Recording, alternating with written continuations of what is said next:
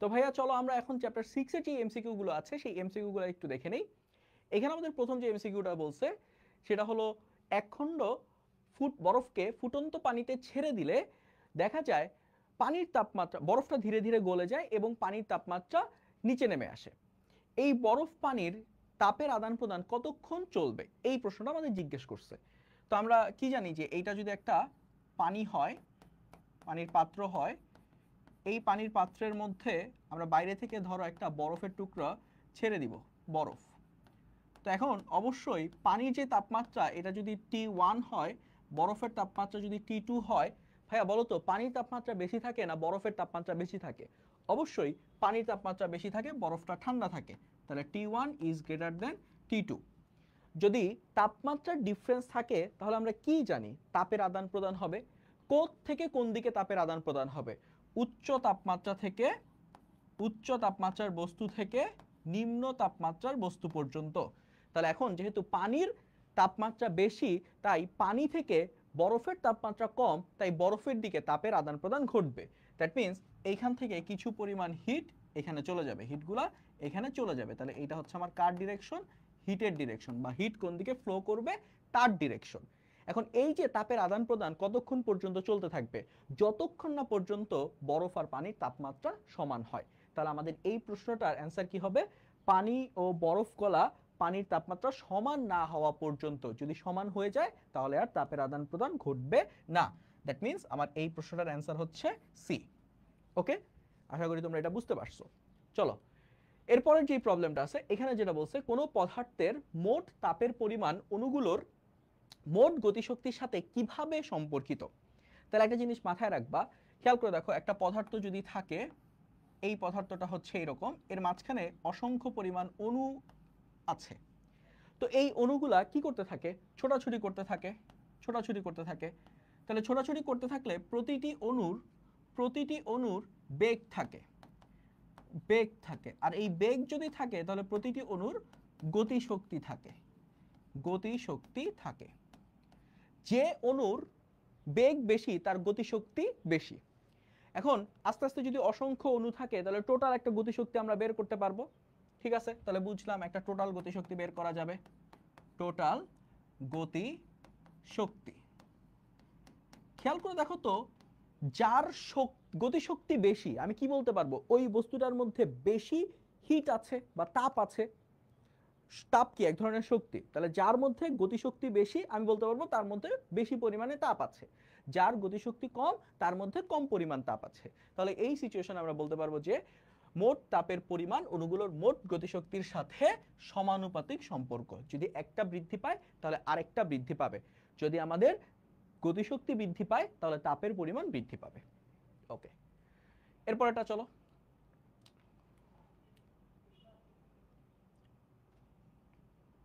এখানে যেটা বলছে সেটা হলো যে 25 ডিগ্রি সেলসিয়াস তাপমাত্রার পানি এবং 60 ডিগ্রি সেলসিয়াস তাপমাত্রার পানিকে মিশ্রিত করলে কোনটা ঘটবে। খেয়াল করে দেখো তো, 25 ডিগ্রি সেলসিয়াস তাপমাত্রার একটা পানি আছে, তাহলে এই পানির তাপমাত্রা হচ্ছে 25 ডিগ্রি সেলসিয়াস। আরেকটা পানি আছে, এইটার তাপমাত্রা হচ্ছে 60 ডিগ্রি সেলসিয়াস। তাহলে এইটা দেখা যাচ্ছে উচ্চ তাপমাত্রার একটা পানি, তাই উচ্চ তাপমাত্রার পানি থেকে নিম্ন তাপমাত্রার পানির দিকে তাপের ফ্লো হবে, তাপ এই দিকে ফ্লো করবে। কতক্ষণ পর্যন্ত তাপের ফ্লোটা ঘটবে, যতক্ষণ না পর্যন্ত দুইটার তাপমাত্রা কি হয়, সমান হয়। এখন এখানে আমরা কি বলছি দেখি তো, 25 ডিগ্রি সেলসিয়াস তাপমাত্রার পানি গ্রহণ করবে। ঠিক আছে, 25 ডিগ্রি তো পানির তাপমাত্রাটা, এই পানিটা তাপ গ্রহণ করবে। 25 ডিগ্রি বর্জন করবে, এটা ঠিক নাই। 60 ডিগ্রি তাপ গ্রহণ করবে, এটা ঠিক নাই। উভয় প্রকার পানির তাপমাত্রা অপরিবর্তিত থাকবে। যেহেতু এখানে তাপমাত্রার একটা ডিফারেন্স আছে তাই তাদের মধ্যে তাপের আদান প্রদান ঘটবে। তাপের আদান প্রদান ঘটলে তাপমাত্রা কি আস্তে আস্তে একটার বাড়বে আর একটার কমবে, তার মানে তাদের এটা অপরিবর্তিত থাকবে না। সো আমাদের প্রথম অ্যান্সারটাই কারেক্ট, প্রথম অপশনটাই হচ্ছে কারেক্ট। এরপরে আমাদের যেটা বলছে, কোনো একদিনের তাপমাত্রা 25 ডিগ্রি সেলসিয়াস থেকে 30 ডিগ্রি সেলসিয়াস হলো, তার মানে সেলসিয়াস স্কেলে কতটুকুর পরিবর্তন হলো, 5 ডিগ্রি সেলসিয়াস। এই সিচুয়েশনে ফারেনহাইট স্কেলে তাপমাত্রা বৃদ্ধি কত সেটা আমার বের করা লাগবে। ভাইয়া এই ফর্মুলাটা, তাপমাত্রার পরিবর্তন আর তাপমাত্রা স্কেল, এই দুইটা ফর্মুলা অনেকে অনেক ভুল করে। ফর্মুলাটা জাস্ট একটু দেখে নাও। যদি তোমাকে তাপমাত্রা বলে, এক্স্যাক্টলি তাপমাত্রার কথা বলে, তাপমাত্রা যদি বলে তাহলে যে সমীকরণটা হবে C minus 0 divided by 100 minus 0 সমান সমান সি সি না F F minus 32 divided by 180 এইটা সমান সমান কে মাইনাস 273 ডিভাইডেড বাই 100। এইটা হলো যদি তাপমাত্রার কথা বলে, পরিবর্তন না কিন্তু। আর যদি পরিবর্তনের কথা বলে তাহলে এই ফর্মুলাটা মডিফাই হবে, পরিবর্তন। যখন পরিবর্তন বলবে তার মানে এটা আসলে কি, সেলসিয়াস স্কেলে তাপমাত্রার পরিবর্তন ডিভাইডেড বাই নিচে কিন্তু ওই 100ই থাকবে। এরপর ফারেনহাইটে গেলে ওই যে ডেল্টা এফ, উপরে ডেল্টা এফ ডিভাইডেড বাই 180, এইটা সমান সমান হবে ডেল্টা কে ডিভাইডেড বাই ওই 100। খেয়াল করে দেখো যখন পরিবর্তনের কথা বলবে তখন কিন্তু ওই যে -32 আর -273 এই দুইটা টার্ম কিন্তু আর লেখা লাগবে না। এইটা অনেকে ভুল করে, পরিবর্তন বললে এই ফর্মুলা, আর যদি এক্স্যাক্টলি তাপমাত্রা বলে তাহলে উপরেরটা। তো আমার এখানে বলো তো তাপমাত্রার পরিবর্তন সেলসিয়াস স্কেলে কত হয়েছে, 25 ডিগ্রি সেলসিয়াস থেকে 30 ডিগ্রি সেলসিয়াস হয়েছে। তাহলে ডেল্টা সি এইটার ভ্যালু হচ্ছে 30 degree Celsius minus 25 degree Celsius, তার মানে এইটা সমান সমান আসবে 5 ডিগ্রি সেলসিয়াস। এখন এইটা আমার ফারেনহাইটে গেলে কত হবে সেটা বের করতে হবে। তাহলে চলো ফারেনহাইটে যদি বের করতে চাই এই যে এই ফর্মুলাটা ইউজ করব। ডেল্টা সি এর ভ্যালু হচ্ছে 5 ডিভাইডেড বাই 100 সমান সমান ডেল্টা এফ ডিভাইডেড বাই 180। তাহলে এখন আমরা এখান থেকে কি করতে পারি, 0 0 ধরো কেটে দিলাম, এই 18টা এই পাশে চলে গেল, 18 × 5 ডিভাইডেড বাই 10 সমান সমান ডেল্টা এফ। 5 18 90, 90কে 10 দিয়ে ভাগ করলে 9, তাহলে ডেল্টা এফ এর ভ্যালু হচ্ছে 9। সো এটার যে অ্যান্সার সেটা হচ্ছে 9 ডিগ্রি সেলসিয়াস। তাহলে কোনো একটা সিচুয়েশনে যদি সেলসিয়াস স্কেলে তাপমাত্রা 5 ডিগ্রি সেলসিয়াস বাড়ে তাহলে সেটার মানে হলো ফারেনহাইট স্কেলে সেই তাপমাত্রাটা 9 ডিগ্রি সেলসিয়াস বাড়বে। পরেরটাই যাই চলো। এখানে যেটা বলছে কোন তাপমাত্রায় সেলসিয়াস ও ফারেনহাইট স্কেল সমান রিডিং দেয়, এটা তোমরা অলরেডি পড়ে আসছো। এবার দেখো পার্থক্য কিন্তু বলে নাই, তাই আমরা কোন ফর্মুলাটা ইউজ করব, এই যে প্রথমটা সি ডিভাইডেড বাই 100 সমান সমান এফ মাইনাস 32 ডিভাইডেড বাই 180। এখন প্রশ্ন অনুসারে আমাদের যেহেতু বলছে দুইটার রিডিং সেম, দুইটার পার্ট সমান, তাই ধরে নিলাম সি এর পার্ট হচ্ছে এক্স বাই 100 আর ফারেনহাইটের পার্ট হচ্ছে এক্স মাইনাস 32 ডিভাইডেড বাই 180। তাহলে এই দুইটা সমীকরণকে তুমি যদি দুই পাশটাকে ব্যালেন্স করার ট্রাই করো, এই ক্যালকুলেশনটা তোমরা চাইলে করে ফেলতে পারো। 180 × x সমান সমান এই দুইটা গুণ করলে 100x মাইনাস 3200। তাহলে এখান থেকে এটা যদি এই পাশে চলে আসে 100xটা, তাহলে 80x সমান সমান মাইনাস 3200, তাহলে x সমান সমান আসবে হচ্ছে -40 ডিগ্রি সেলসিয়াস অথবা ফারেনহাইট। তার মানে আমরা একটা জিনিস বুঝতেছি যে -40 এই তাপমাত্রায় হচ্ছে দুইটা সেম রিডিং দেয়। তাহলে এটা হচ্ছে আমাদের কারেক্ট অ্যান্সার। ঠিক আছে, এই ম্যাথটা তোমরা অনেকেই করে আসছো এর আগে, তো এটা কিন্তু সৃজনশীলের জন্য যেরকম ইম্পর্টেন্ট এমসিকিউর জন্য ঠিক একই রকম ভাবে ইম্পর্টেন্ট। চলো এবার যেটা বলছে একজন মানুষের দেহের তাপমাত্রা 100 ডিগ্রি ফারেনহাইট হলে সেলসিয়াস স্কেলে এই তাপমাত্রা কত। তাহলে ওই আগের মতো করেই সি ডিভাইডেড বাই 100 সমান সমান এফ মাইনাস 32 ডিভাইডেড বাই 180। তাহলে এখন ফারেনহাইট স্কেলে 100, তাহলে আমরা ওই যে এফ এর জায়গায় 100 বসাই দিব, 100 মাইনাস 32 ডিভাইডেড বাই 180। তাহলে এখান থেকে সি সমান সমান আমরা পাবো 100 মাইনাস 32, এটা করলে কত আসে দেখি ক্যালকুলেটরে করে, এটা 100 মাইনাস 32 ভাগ 180 ইন্টু 100, তাহলে এটার অ্যান্সার আসবে ভাইয়া 37.78 ডিগ্রি সেলসিয়াস। সো মোটামুটি এই অ্যান্সারটাই কারেক্ট, মোর অ্যাকুরেট। ঠিক আছে, ইজি কিন্তু একদমই সহজ, কিন্তু জাস্ট ফর্মুলায় বসাবা, এই সাইড এই সাইড কাটাকাটি করে কিছু একটা হিসাব নিকাশ করে বের করে নিয়ে আসতে পারবা। ঠিক আছে, এবার যেটা বলছে যে তাপমাত্রার পার্থক্য 1 ডিগ্রি সেলসিয়াস কোনটির সমান। দেখো আমরা এবার আবার কি পার্থক্যতে চলে আসছে, তাহলে খেয়াল করো সূত্রটা কি, ডেল্টা সি বাই 100 সমান সমান ডেল্টা এফ বাই 180 সমান সমান ডেল্টা কে বাই 100। এখন আমরা যদি ডেল্টা সি এর মান কত 1 ডিভাইডেড বাই 100 সমান সমান ডেল্টা এফ ডিভাইডেড বাই 180 সমান সমান ডেল্টা কে ডিভাইডেড বাই 100। খেয়াল করে দেখো তো ভাইয়া এই ইকুয়েশনটার মধ্যে তুমি যদি প্রথম দুইটাকে ব্যালেন্স করো, এই দুইটাকে ব্যালেন্স করো, তাহলে তোমার ডেল্টা এফ এর মান কত আসতেছে? ডেল্টা এফ এর মান আসতেছে 180 উপরে চলে যাবে, 180 ভাগ 100 মানে হচ্ছে 1.8। কিন্তু তুমি যদি এই পরের দুইটাকে ব্যালেন্স করো, এইটার সাথে এইটাকে ব্যালেন্স করো, এই দুইটাকে ব্যালেন্স করো, এই দুইটাকে ব্যালেন্স করলে 100 100 কাটা, তাহলে ডেল্টা কে সমান সমান কি আসবে? এই দেখো তো, এই মাঝখানেটা ভুলে যাও, কি থাকতেছে 1/100 সমান সমান ডেল্টা কে বাই 100। তাহলে 100 100 কেটে দিলে ডেল্টা কে সমান সমান 1 কেলভিন।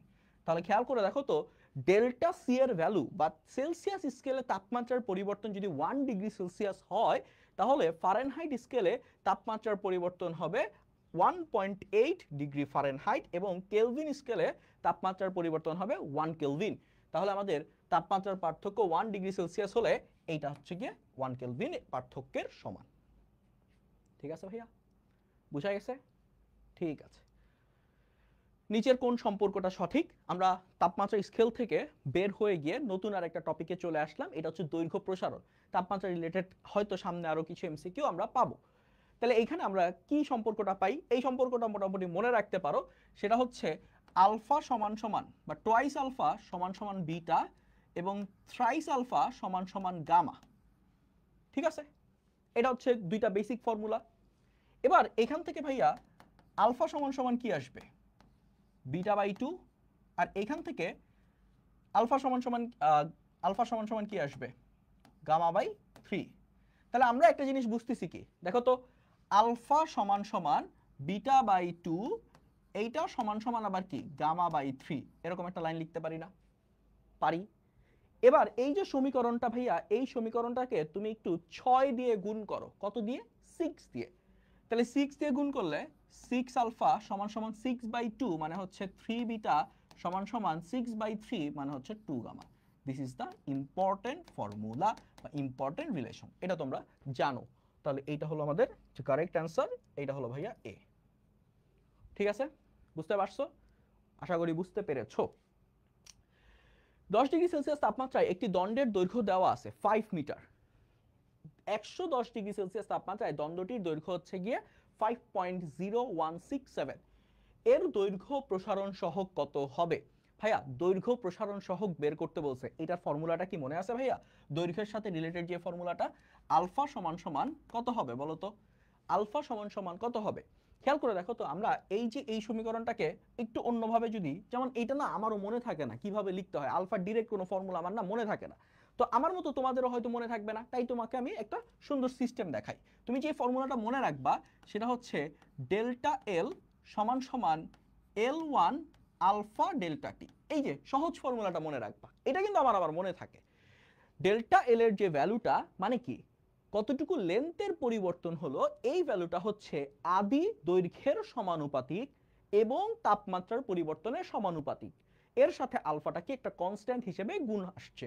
ওই যে দেখো, সমানুপাতিক সাইনটাকে তুমি যদি সমান সাইনে কনভার্ট করো তাহলে একটা কনস্ট্যান্ট আসে না, সেই কনস্ট্যান্টটাই হচ্ছে এখানে আলফা। এবার ভাইয়া এখান থেকে যদি আলফার সমীকরণটা তুমি বের করতে চাও, তাহলে আলফা সমান সমান delta L divided by L1 delta T. এখন দেখো তো, ডেল্টা এল এর মান দৈর্ঘ্যের কতটুকু পরিবর্তন হয়েছে? 5.0167 মাইনাস কত 5, তাহলে L2 মাইনাস L1, ফাইনালটা হচ্ছে 5.0167 এবং L1 এর মান হচ্ছে 5 ডিভাইডেড বাই L1 এর মান হচ্ছে 5 ইন্টু ডেল্টা টি। তাপমাত্রার পরিবর্তন কত করছি? দেখো তো, আমার 10 ডিগ্রি সেলসিয়াস ছিল তাপমাত্রা, এখন নিয়ে গেছি 110 ডিগ্রি সেলসিয়াস, তাহলে তাপমাত্রার পরিবর্তন হয়েছে 110 মাইনাস 10, দ্যাট মিনস 100। তাহলে এখান থেকে আমরা উপরে পাচ্ছি 0.0167 বাই 500। এই ক্যালকুলেশনটা করলে কত আসে দেখি, 0.0167 by 500, 3.34 into 10 power -5 kelvin inverse. এই যে আলফা বিটা গামা এগুলার ইউনিট কি? কেলভিন ইনভার্স, মাথায় রাখো। তাহলে এইটা হচ্ছে আমাদের কোনটা মিলে, কোনটা মিলে দেখো তো, 3.34, 5টা 10 টু দি পাওয়ার -5, তাহলে এখানে 1 2 3 4 5, এইটা হচ্ছে কি অ্যান্সার। ঠিক আছে, কেলভিন ইনভার্স, এটা হচ্ছে অ্যান্সার। হ্যাঁ, তোমাকে যদি এই ম্যাথটার মধ্যে বা এই প্রশ্নটার মধ্যে আলফা বের না করে যদি বলতো ক্ষেত্র প্রসারণ সহগ কত বা আয়তন প্রসারণ সহগ কত, জাস্ট কি করতা, যদি ক্ষেত্র প্রসারণ বলতো তাহলে 2 দিয়ে গুণ করে দিতা, যদি আয়তন প্রসারণ বলতো তাহলে কি 3 দিয়ে গুণ করে দিতা, তাহলেই কিন্তু তোমার ম্যাথটা হয়ে যাবে। ঠিক আছে, চলো। 0 ডিগ্রি সেলসিয়াস তাপমাত্রা একটি স্টিল বারের দৈর্ঘ্য দেওয়া আছে এত, কিন্তু 40 ডিগ্রি সেলসিয়াস তা কিছুটা বেড়ে যায়, তাহলে স্টিল বারের দৈর্ঘ্য প্রসারণ সহগ কত? হ্যাঁ, এই ম্যাথটা কি একদম ডেফিনেটলি একদম এক্স্যাক্টলি আগের মতোই না? তুমি জাস্ট আলফা এর ভ্যালুটা কিভাবে বের করবা? এই যে এই ফর্মুলাটা অথবা এখান থেকে যে কোনো একটা ইউজ করে। এইটা আমি তোমাদেরকে আর করে দিলাম না, এটা আশা করি তোমরা পারবা। একটি তামার দণ্ডের তাপমাত্রা 100 ডিগ্রি সেলসিয়াস বৃদ্ধি করায়, দেখো 100 ডিগ্রি বৃদ্ধি করছি, তার মানে এই 100 ডিগ্রিটা আসলে কার ভ্যালু? বৃদ্ধি করার ভ্যালু, দ্যাট মিন্স ডেল্টা টি এর ভ্যালু। ঠিক আছে, তাহলে যদি ডেল্টা টি এর ভ্যালু হয়, এখান থেকে আমরা কি বলতে পারবো? যদি এর শেষ দৈর্ঘ্য কত, শেষ দৈর্ঘ্যটা কত? 10.0167 10.0167 হয়, তাহলে তারটির আদি দৈর্ঘ্য কত ছিল? তারটির আদি দৈর্ঘ্য কত ছিল সেটা আমার বের করা লাগবে। এখানে দৈর্ঘ্য প্রসারণ সহগ আলফা এর ভ্যালুটা দেওয়া আছে, তাহলে ভাইয়া এখানে খেয়াল করে দেখো তো আদি দৈর্ঘ্য কত সেটা বের করতে হবে, দ্যাট মিন্স L1 এর ভ্যালু কত সেটা আমার জানতে হবে। এবার আমরা যদি ফর্মুলাটা ব্যবহার করার ট্রাই করি, ফর্মুলাটা কি? ডেল্টা এল, ওই যে একটাই ফর্মুলা মনে রাখতে বলছি না, L1 আলফা ডেল্টা টি। এখন ডেল্টা এল মানে কি? L2 মাইনাস L1 সমান সমান আলফা L1 ডেল্টা টি মানে কি? T2 minus T1। এটা আসলে ডেল্টা টি রাখলেই হয়ে যেত। কেন হয়ে যেত? তার কারণ হলো ওই যে দেখো তো ভাইয়া 100 ডিগ্রি সেলসিয়াস এটা কার ভ্যালু? কতটুকু বৃদ্ধি করলাম সেটার ভ্যালু না, এবং সেটার ভ্যালু কত? ডেল্টা টি। এবার আমরা যদি একটু বোঝার চেষ্টা করি, L1 এর মান আমার বের করা লাগবে, শেষ দৈর্ঘ্যটা দেওয়া আছে, তাহলে L2 এর মান 10.0167 মাইনাস L1 সমান সমান আলফা এর ভ্যালু কত? 16.7 ইন্টু 10 পাওয়ার নেগেটিভ 6 L1 এর মান বের করতে হবে, ইন্টু এর সাথে ডেল্টা টি এর মান হচ্ছে 100। তাহলে এইটা হচ্ছে কি আমাদের হিসাব নিকাশ। এবার এখান থেকে আমরা যদি L1 এর মানটা বের করতে চাই, এই L1টা ভাইয়া এর পাশে চলে যাবে, 10.0167 সমান সমান এই L1টা যদি ওপাশে চলে যায়, এটা আমি আগে গুণ করি, 16.6 ইন্টু 16.7 ইন্টু 10 টু পাওয়ার নেগেটিভ 6 ইন্টু 100, এই যে এইটার সাথে এটা গুণ করলাম আগে। এরপর L1টা যদি এপাশে চলে যায়, দেখো তো এখানে আমার কি আসতেছে, এটা যদি তুমি করো তাহলে পাবা 1.67 ইন্টু 10 পাওয়ার নেগেটিভ 3, এর সাথে কি আছে? L1। আর এই যে লেফট সাইড থেকে একটা প্লাস L1 আসবে না, প্লাস L1, তাহলে এতটা L1 এর সাথে একটা L1 কি করা লাগবে? যোগ করা লাগবে। তাহলে প্লাস 1 দাও, প্লাস 1 করলে আমরা পাবো হচ্ছে 10.0167 সমান সমান 1.0067167 ইন্টু L1।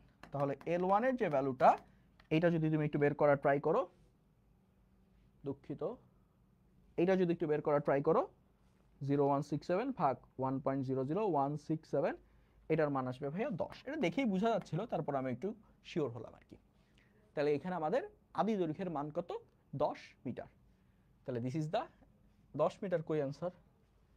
10 মিটার অ্যান্সার নাই, দেখো কিলোমিটারে দেওয়া আছে। তাহলে 10 তুমি যদি 1000 দিয়ে ভাগ করো, তাহলে এটা কিন্তু 10 যদি 1000 দিয়ে ভাগ করো, এটা কিন্তু 0.01 আসবে। তাহলে সি নাম্বারটা অ্যান্সার। দেখছো, একটু কিন্তু দুষ্টামি করছে স্যাররা, যে প্রশ্ন করছে সে কিন্তু একটু দুষ্টামি করছে তোমার সাথে, মিটারে ইউনিট না দিয়ে কিলোমিটারে দিয়ে দিছে। হোয়াটএভার।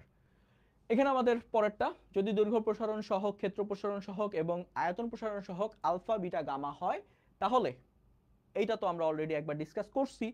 খেয়াল করে দেখো তো কি হবে, খেয়াল করে দেখো তো, এই যে beta divided by alpha, beta divided by alpha সমান সমান হচ্ছে হাফ। তাহলে এটা আসলে মানে কি? এই সমীকরণটা দেখে আসলে মানে কি? আচ্ছা, এইখান থেকে না বলে আমরা যেটা জানি সেখান থেকে আসি।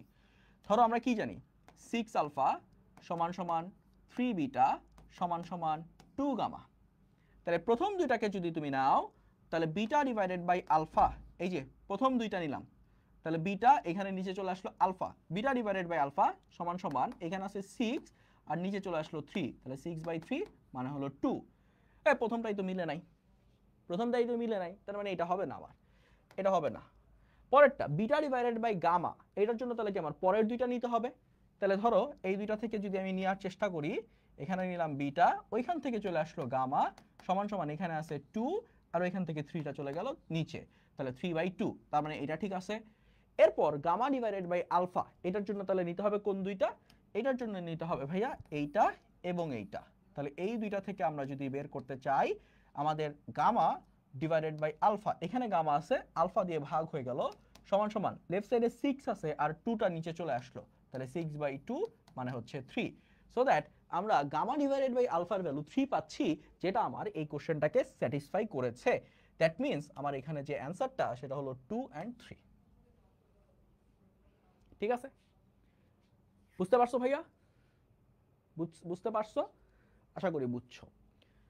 চলো এবার যেটা বলছে যে পানি ও কেরোসিনে অদ্রবণীয় একটি কঠিন পদার্থের ভর বলে দিছে 68 গ্রাম এবং আয়তন বলে দিছে 40 ঘন সেন্টিমিটার, 40 কিউবিক সেন্টিমিটার সিসি, এটার মানে হচ্ছে 40 into 10⁻⁻6 metre cube. 1 CC 1 cubic centimetre মানে হচ্ছে 1 ইন্টু 10⁻⁻6 মিটার কিউব। তাপমাত্রা 30 ডিগ্রি সেলসিয়াস বাড়ালে বস্তুর আয়তন এত ঘন সেন্টিমিটার হয়, এত সিসি হয়।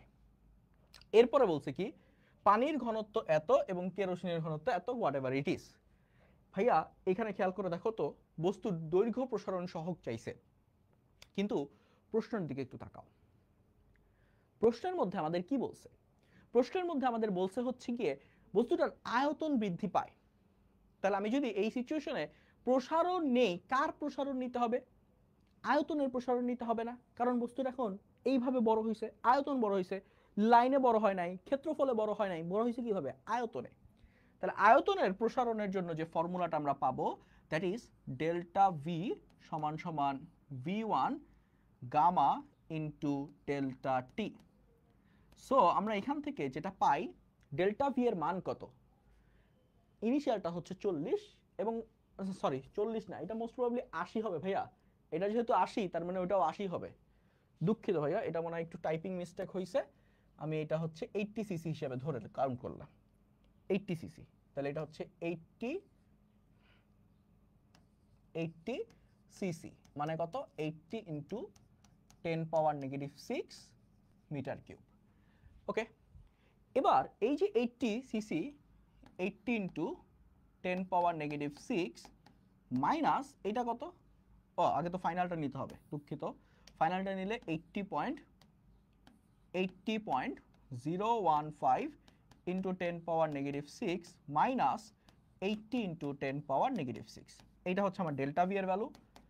ইনিশিয়াল ভলিউম V1 80 সিসি, তাহলে 80 ইন্টু 10⁻⁻6 গুণ গামা, এটা হচ্ছে গামা, এর সাথে ডেল্টা টি, এটা কি বের করতে হবে না? না, ডেল্টা টি বলছে কত? বলছে দেখো তো 30 ডিগ্রি সেলসিয়াস, তাপমাত্রা 30 ডিগ্রি সেলসিয়াস বাড়ালাম। 30 ডিগ্রি সেলসিয়াস বাড়ানো যে কথা আর 30 কেলভিন বাড়ানো কি একই কথা না? এই যে একটু আগে বলছিলাম ভাইয়া, যতটুকু সেলসিয়াস স্কেলে বাড়বে কেলভিন স্কেলে ততটুকু বাড়বে বা পরিবর্তনটা সেম হবে। তাহলে আমরা এখান থেকে যদি গামা এর ভ্যালুটা বের করতে চাই, গামা সমান সমান আসবে, দেখি কত আসে, ভাগ 80 ভাগ 30। সো এইটার ভ্যালু ভাইয়া আসবে হচ্ছে 6.25 ইন্টু 10⁻⁻6 কেলভিন ইনভার্স। এখন তুমি যদি এইটা দেখে অতি উৎসাহিত হয়ে অতি আবেগে ভাইয়া 1 নাম্বারটা দাগায় দাও, তাহলে তোমার আসলে এই ম্যাথটা একদম ভুল হয়ে যাবে। কেন ভুল হবে? খেয়াল করে দেখো তো, আমার চাইছে কি দৈর্ঘ্য প্রসারণ সহগ, কিন্তু আমি বের করছি কি আয়তন প্রসারণ সহগ। গামাটা কি? আয়তন প্রসারণ সহগ। আমরা কি জানি আলফার যে ভ্যালুটা, আলফা হবে কি গামা ডিভাইডেড বাই 3। তাহলে যে গামাটা পেয়েছি সেটাকে 3 দ্বারা ভাগ করতে হবে, ভাগ 3। এইটা করলে আমরা পাবো হচ্ছে ভাইয়া অ্যান্সারটা 2.083 ইন্টু 10⁻⁻6। দ্যাট মিনস এই হচ্ছে আমাদের অ্যান্সার।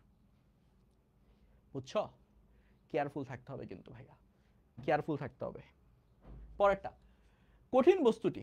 আচ্ছা, এটা আসলে এই চ্যাপ্টারের প্রবলেম না, এটা আমরা ইসের চ্যাপ্টারে পড়বো না, ওই যে কি যেন বলে এটার নাম, আরে চ্যাপ্টার 5 পদার্থের অবস্থা ও চাপ, সেই চ্যাপ্টারে আমরা দেখব। জাস্ট এখান থেকে, আচ্ছা যেহেতু এসেই পড়ছে একটু বলে দেই, এখানে আমার কঠিন বস্তুর ভরটা দেওয়া আছে, তারপরে আয়তন দেওয়া আছে। প্রথমে আমরা ওজনটা বের করব আর এই সিচুয়েশনে প্লবতাটা বের করব। এই প্লবতা আর ওজন যদি কম বেশি হয় তার উপর বেস করে এই ডিসিশনটা নিতে হবে। ঠিক আছে, পরেরটাতে যাই।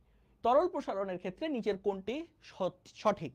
তরলের প্রসারণ, ধরো একটা পাত্রের মধ্যে, এটা একটা পাত্র, এই পাত্রটার মধ্যে এখানে আছে হচ্ছে কিছু তরল, ঠিক আছে, এখানে আছে হচ্ছে কিছু তরল। এই তরলটা এখন যদি আমি বাইরে থেকে তাপ দেই, কি করলাম, তাপ দিব, তাহলে ঘটনাটা কি ঘটবে বুঝো। আচ্ছা এটা আমি একটু আরেকবার আঁকি, একটু ভালো করে আরেকবার আঁকি ভাইয়া, বুঝছো, একটু ভালো করে আরেকবার আঁকি। ধরো আমার প্রথমে পাত্রটা আমি নিলাম, প্রথমে আমি পাত্রটা নিলাম, পাত্রটা কিরকম, এই হলো পাত্র, এই পাত্রের মধ্যে আমার পানি আছে মনে করো এই পর্যন্ত, পানি আছে কোন পর্যন্ত, তরল আছে মনে করো এই পর্যন্ত। এবার এইখান থেকে যদি আমি এইটাকে বাইরে থেকে তাপ দেওয়া শুরু করি, বাইরে থেকে মনে করো তাপ দেওয়া শুরু করব, তাহলে এখানে যে পানিটা আছে এই পানিটা কি করবে, বড় হবে বা বৃদ্ধি পায়, আয়তন বৃদ্ধি পাবে পানিটার। আয়তন বৃদ্ধি পেলে দেখা যায় যে ইনিশিয়াল যদি লেয়ারটা, পানির লেয়ারটা এইখানে থাকে, ইনিশিয়াল পানির লেয়ারটা যদি এইখানে থাকে, আপার সারফেসটা এখানে থাকলো, কিন্তু আমি তাপ দেওয়ার পরে এই পানিটা কি কিছুটা প্রসারিত হবে না, তাহলে প্রসারিত হয়ে আমি মনে করলাম প্রসারিত হয়ে এখানে চলে আসলো, পানির প্রসারণটা এইটুকু হইলো, ভলিউম বৃদ্ধি পাইলো। ভলিউম বৃদ্ধি পাইলে এখন তাহলে ভাইয়া আপার লেয়ারটা কোথায় চলে গেছে, এইখানে চলে গেছে না, হ্যাঁ, তাহলে এই অংশটুকু কি, এই অংশটুকু কি, এই অংশটুকু হচ্ছে পানির প্রসারণ, এটা হলো আমার পানির বা তরলের, পানির না বলে তরল বলি, তরলের প্রসারণ, এটা হলো তরলের প্রসারণ, তরলের প্রসারণ। এবার যখন খেয়াল করে দেখো তো, তুমি তাপ দিছো, শুধু তো তরলটা বড় হবে না, তার সাথে সাথে কি পাত্রটাও একটু বড় হবে না, পাত্রের আয়তনটাও একটু বড় হবে না, বেশি হবে না।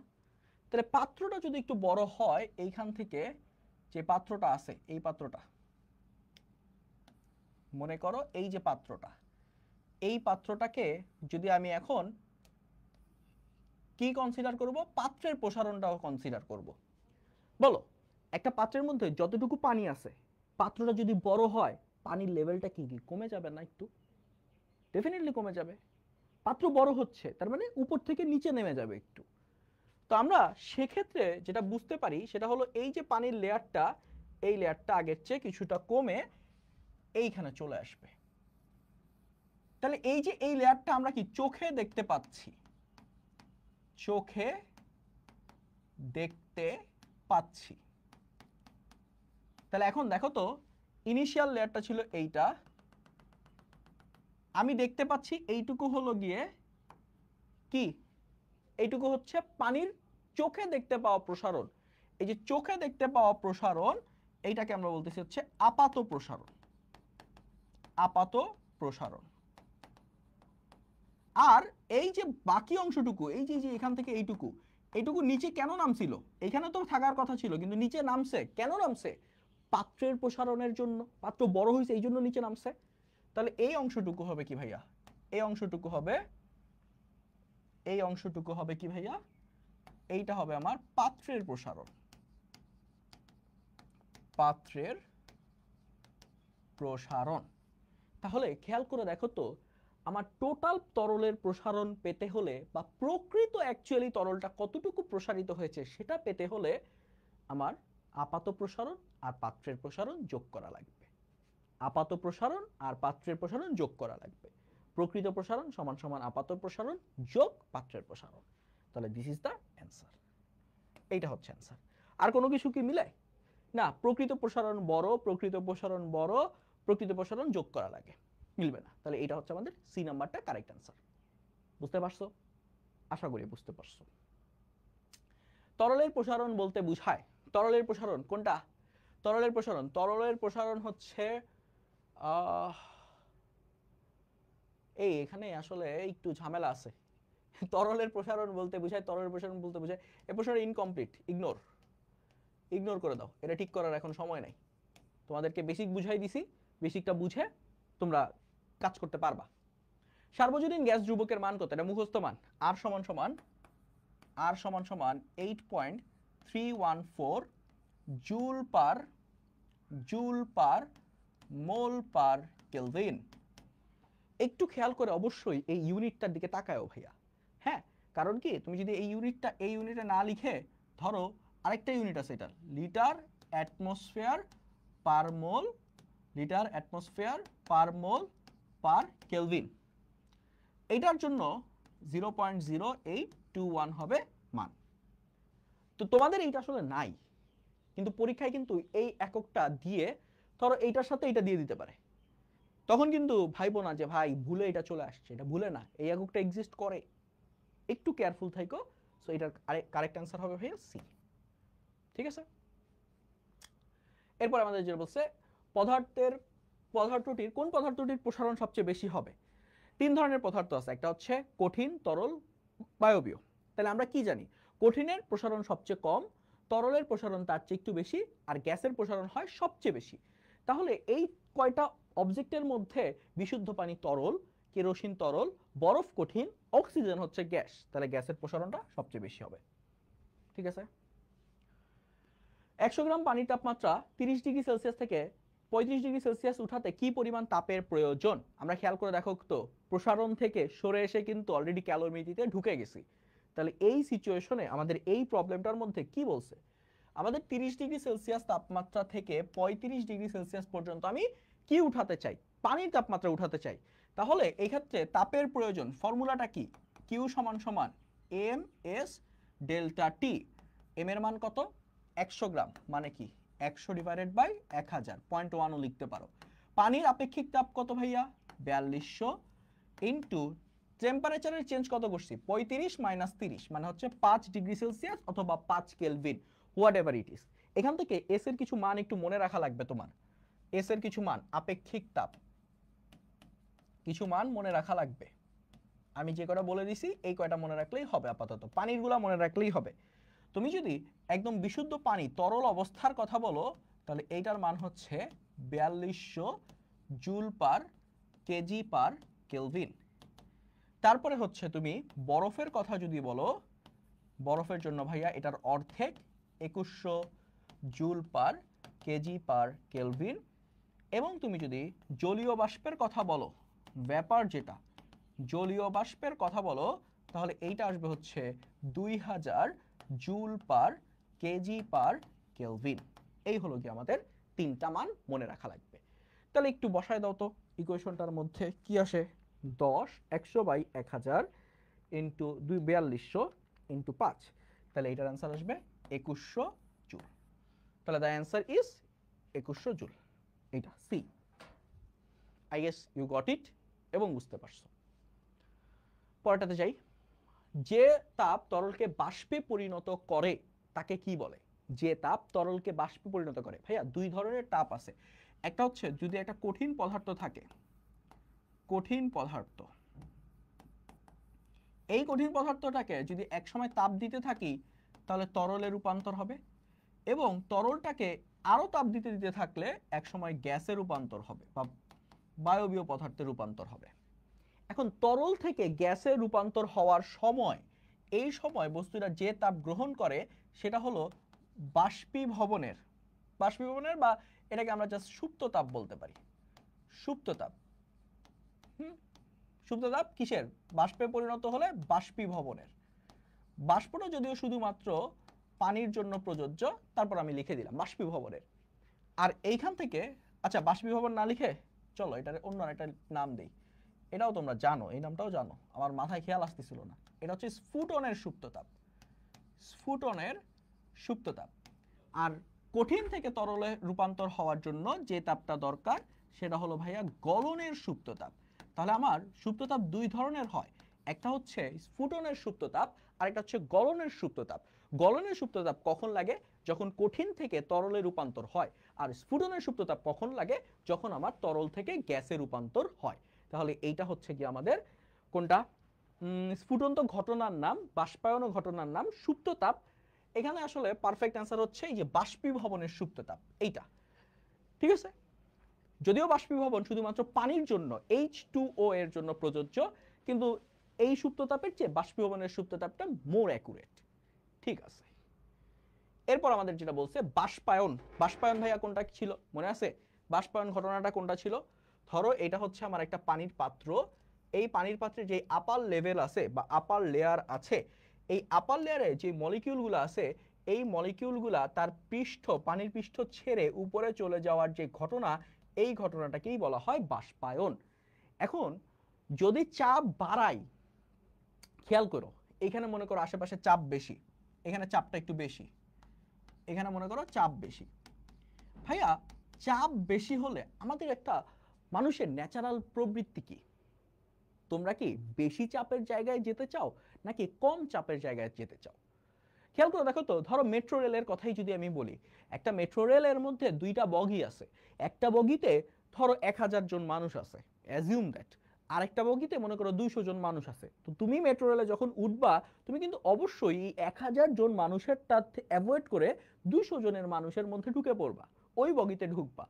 এখন ওই যে 1000 জনের মানুষের বগিটা আছে, ওইখানে গেলে কি তুমি চাপাচাপির মধ্যে পড়তা, মানে ওইখানে চাপ বেশি, আর 200 জনের মধ্যে কি চাপ কম।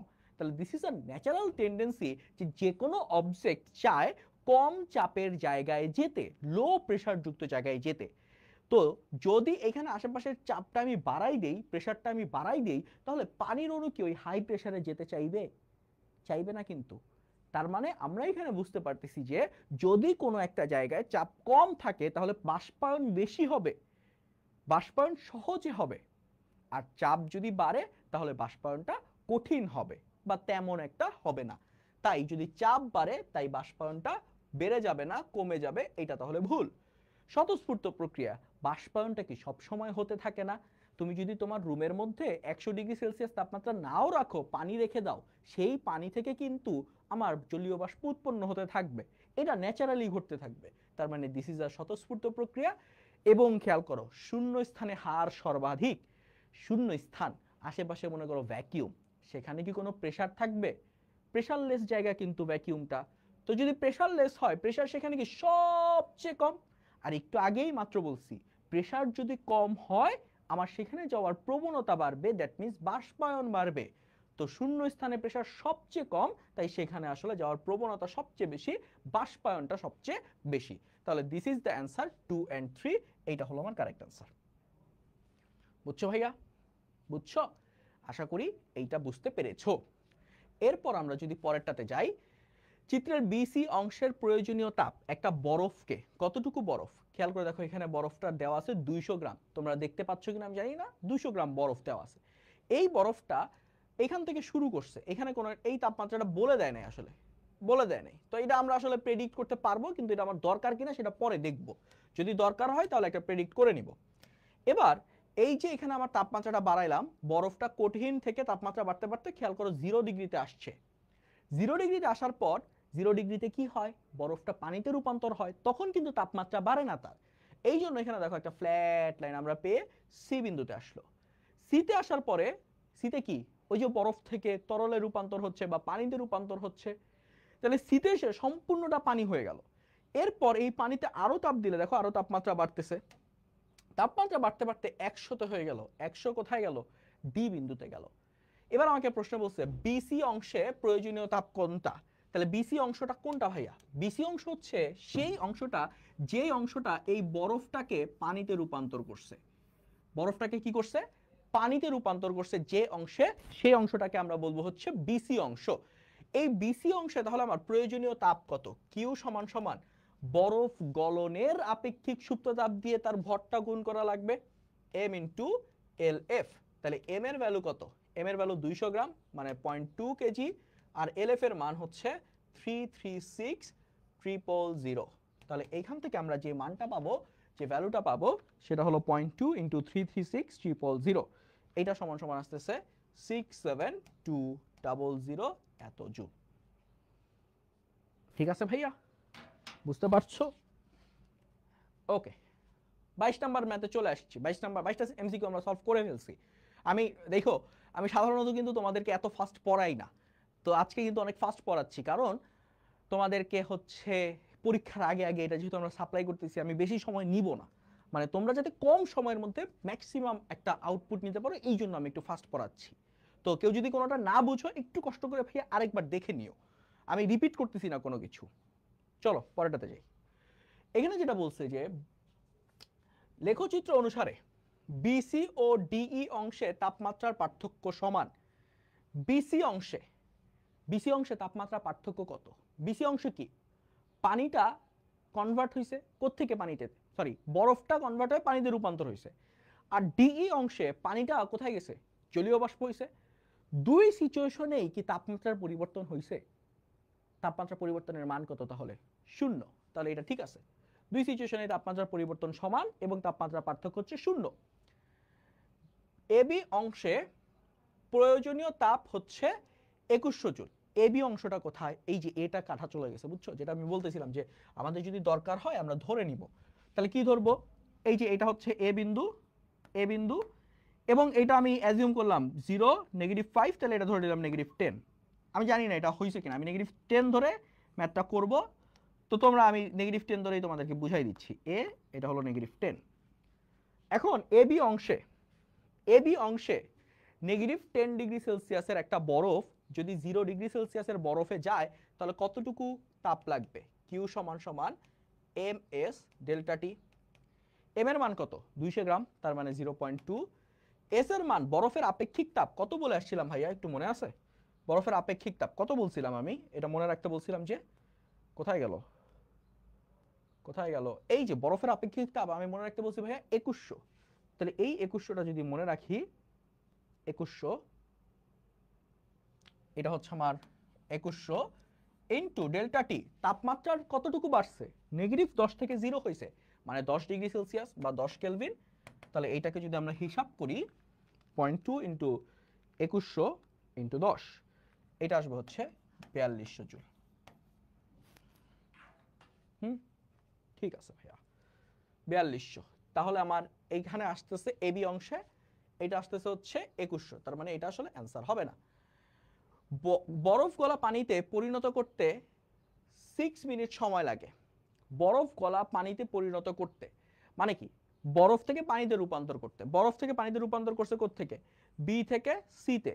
তাহলে বিতে টাইম হচ্ছে 2 আর সিতে টাইম হচ্ছে 8। তাহলে কতটুকু সময় লাগছে? 8 - 2 মানে হচ্ছে 6 মিনিট। ওকে, তাহলে আমাদের এর অ্যান্সার হচ্ছে 1 আর 3। So this is the correct answer. বুঝছো ভাইয়া? বুঝছো? আশা করি বুঝতে পারছো। আপেক্ষিক তাপের একক কি? আপেক্ষিক তাপের একক joule per KG per kelvin. Joule per, আপেক্ষিক তাপের একক joule per KG per kelvin. এখানে কোনটা? এখানে হচ্ছে সি নাম্বারটা অ্যান্সার। এই যে না সরি, না সি নাম্বারটা না, এই যে ডি নাম্বারটা। এখানে এই যে -1টা না নিচে নেমে গেছে, ঠিক আছে? ওই যে পাওয়ারে থাকার কথা ছিল, এটা এই যে দেখতে পাচ্ছ না মনে হয়, এটা হচ্ছে পাওয়ারে থাকার কথা ছিল, নিচে নেমে গেছে। তো এই ডি নাম্বারটা হচ্ছে অ্যান্সার। পরেরটাতে যাই। তাপের একককে ভর দিয়ে ভাগ করলে কিসের একক পাওয়া যায়? তাপের একক মানে কি? জুল। ভরের একক মানে কি? কেজি। তার মানে জুল পার কেজি। ভাইয়া জুল পার কেজি কার একক বলো তো? আপেক্ষিক তাপের একক হচ্ছে joule per KG per kelvin. আর জুল পার কেজি তা কার একক? এখানে আসলে জুল পার কেজি তাপের একককে ভরের একক দিয়ে ভাগ করছি। তোমাকে যদি তাপ ধারণ ক্ষমতার একক বলি, তাপ ধারণ ক্ষমতার সমীকরণটা কি মনে আছে? তাপ ধারণ ক্ষমতা সি সমান সমান কিউ ডিভাইডেড বাই হচ্ছে টি। মনে আছে? কিউ ডিভাইডেড বাই ডেল্টা টি মনে করো। এস এর সমীকরণটা কি ছিল? এস এর সমীকরণটা ছিল Q divided by M delta T. আর সি এর ইকুয়েশনটা কি? সি এর ইকুয়েশনটা হচ্ছে Q divided by delta T. এই দুইটার মধ্যে যদি একটা রিলেশন বিল্ড আপ করা ট্রাই করো, এই যে এই দুইটার মধ্যে একটা রিলেশন বিল্ড আপ করা ট্রাই করো। ধরো আমি এস ডিভাইডেড বাই সি করলাম, তাহলে এস ডিভাইডেড বাই সি কি? Q by delta T divided by Q divided by M delta T. এখন তাহলে আমরা এখান থেকে পাবো ডেল্টা টি আর কিউ কিউ কাটা, তাহলে এস বাই সি সমান সমান এম। তাহলে সি সমান সমান এস বাই এম। এবার যদি সি এর ইউনিটটার দিকে তাকাও, তাহলে কিউ এর ইউনিট কত? জুল, আর এটার ইউনিট কি? কেলভিন। তাহলে জুল পার কেলভিন হচ্ছে তাপ ধারণ ক্ষমতার ইউনিট। আপেক্ষিক তাপ তো না, সুপ্ত তাপ। সুপ্ত তাপটা কি মনে আছে? সুপ্ত তাপের সমীকরণটা কি? ধরো যে কোনো একটা সুপ্ত তাপ কিউ সমান সমান আমরা কি জানি এম এল এফ, তাহলে এল এফ একটা সুপ্ত তাপ, এল এফ সমান সমান কিউ ডিভাইডেড বাই এম। তাহলে খেয়াল করে দেখো এইটা হচ্ছে জুল, এইটা হচ্ছে কেজি, তাহলে জুল পার কেজি এটা কার ইউনিট? এটা হচ্ছে ভাইয়া আপেক্ষিক সুপ্ত তাপের ইউনিট। একটা ইউনিট বুঝাইতে গিয়ে তোমাদের কিন্তু আমি অনেকগুলা ফর্মুলা দেখাই দিলাম, এই ফর্মুলাগুলো মাথায় রাখতে হবে। 10 কেজি ভরের বস্তুর তাপ ধারণ ক্ষমতা 4000 জুল পার কেলভিন। বস্তুটির আপেক্ষিক তাপ কত? দেখছো কেন দেখাইছি? এই যে দেখো তো সি সমান সমান কি এস বাই এম না? তাহলে আমার কি বের করা লাগবে? তাপ ধারণ ক্ষমতার মান দেওয়া আছে, সি ডিভাইডেড বাই যদি এস বাই এম হয় তাহলে এস সমান সমান এম ইন্টু সি। তাহলে এম এর মান কত? 10, সি এর মান কত? 4000, তাহলে এইটা হচ্ছে গিয়ে 40,000 joule per KG per kelvin. তাহলে এখান থেকে আমাদের যে অ্যান্সারটা হবে A, 40,000 joule per KG per kelvin. এরপরে কি বলছে? তামার আপেক্ষিক তাপ দেওয়া আছে, কত সেটা? তামার আপেক্ষিক তাপ হচ্ছে 400 joule per KG per kelvin. এর অর্থ কি? এর অর্থ কি বুঝার চেষ্টা করো ভাইয়া। আপেক্ষিক তাপের যে ইকুয়েশনটা সেটা কি? এস সমান সমান Q divided by M delta T. মিলাও, এটা মানে কি আসলে? আপেক্ষিক তাপ মানে কি? এটা তোমাকে খ নাম্বারের প্রশ্নের জন্য খুবই ইম্পর্টেন্ট। এটার মানে হলো তুমি যদি 1 কেজি ভরের একটা বস্তু নাও, তার তাপমাত্রা 1 কেলভিন বাড়াতে চাও বা 1 ডিগ্রি সেলসিয়াস বাড়াতে চাও, তাহলে যতটুকু তাপ লাগবে সেটাই তার আপেক্ষিক তাপ। বুঝছো? 1 কেজি ভরের একটা বস্তু নিবা, ওই বস্তুর তাপমাত্রা 1 কেলভিন বাড়াবা, তাহলে যতটুকু তাপ লাগবে সেটাই তার আপেক্ষিক তাপ। ঠিক আছে? তাহলে এখন আমরা একটু বলো তো, যদি 1 কেজির 1 কেলভিন বাড়াতে 400 দরকার হয়, আপেক্ষিক তাপের সমপরিমাণ দরকার হয়, তাহলে 1 কেজির 2 কেলভিন বাড়াতে কি 800 দরকার হবে? ঠিক আছে না তাহলে? ঠিক আছে না তাহলে? ঠিক আছে। 3 কেজির তাপমাত্রা 2 কেলভিন কমাতে 1200 তাপ বর্জন হবে। এটা যদি একটু করতে, এখান থেকে করতে, অ্যানালাইসিস করতে সমস্যা হয়, একটু এই সমীকরণটা ইউজ করে ফেলো। কিউ সমান সমান এম এস ডেল্টা টি। এম এর মান কত? 3 কেজি, এস এর মান কত? 400, ডেল্টা টি এর মান কত?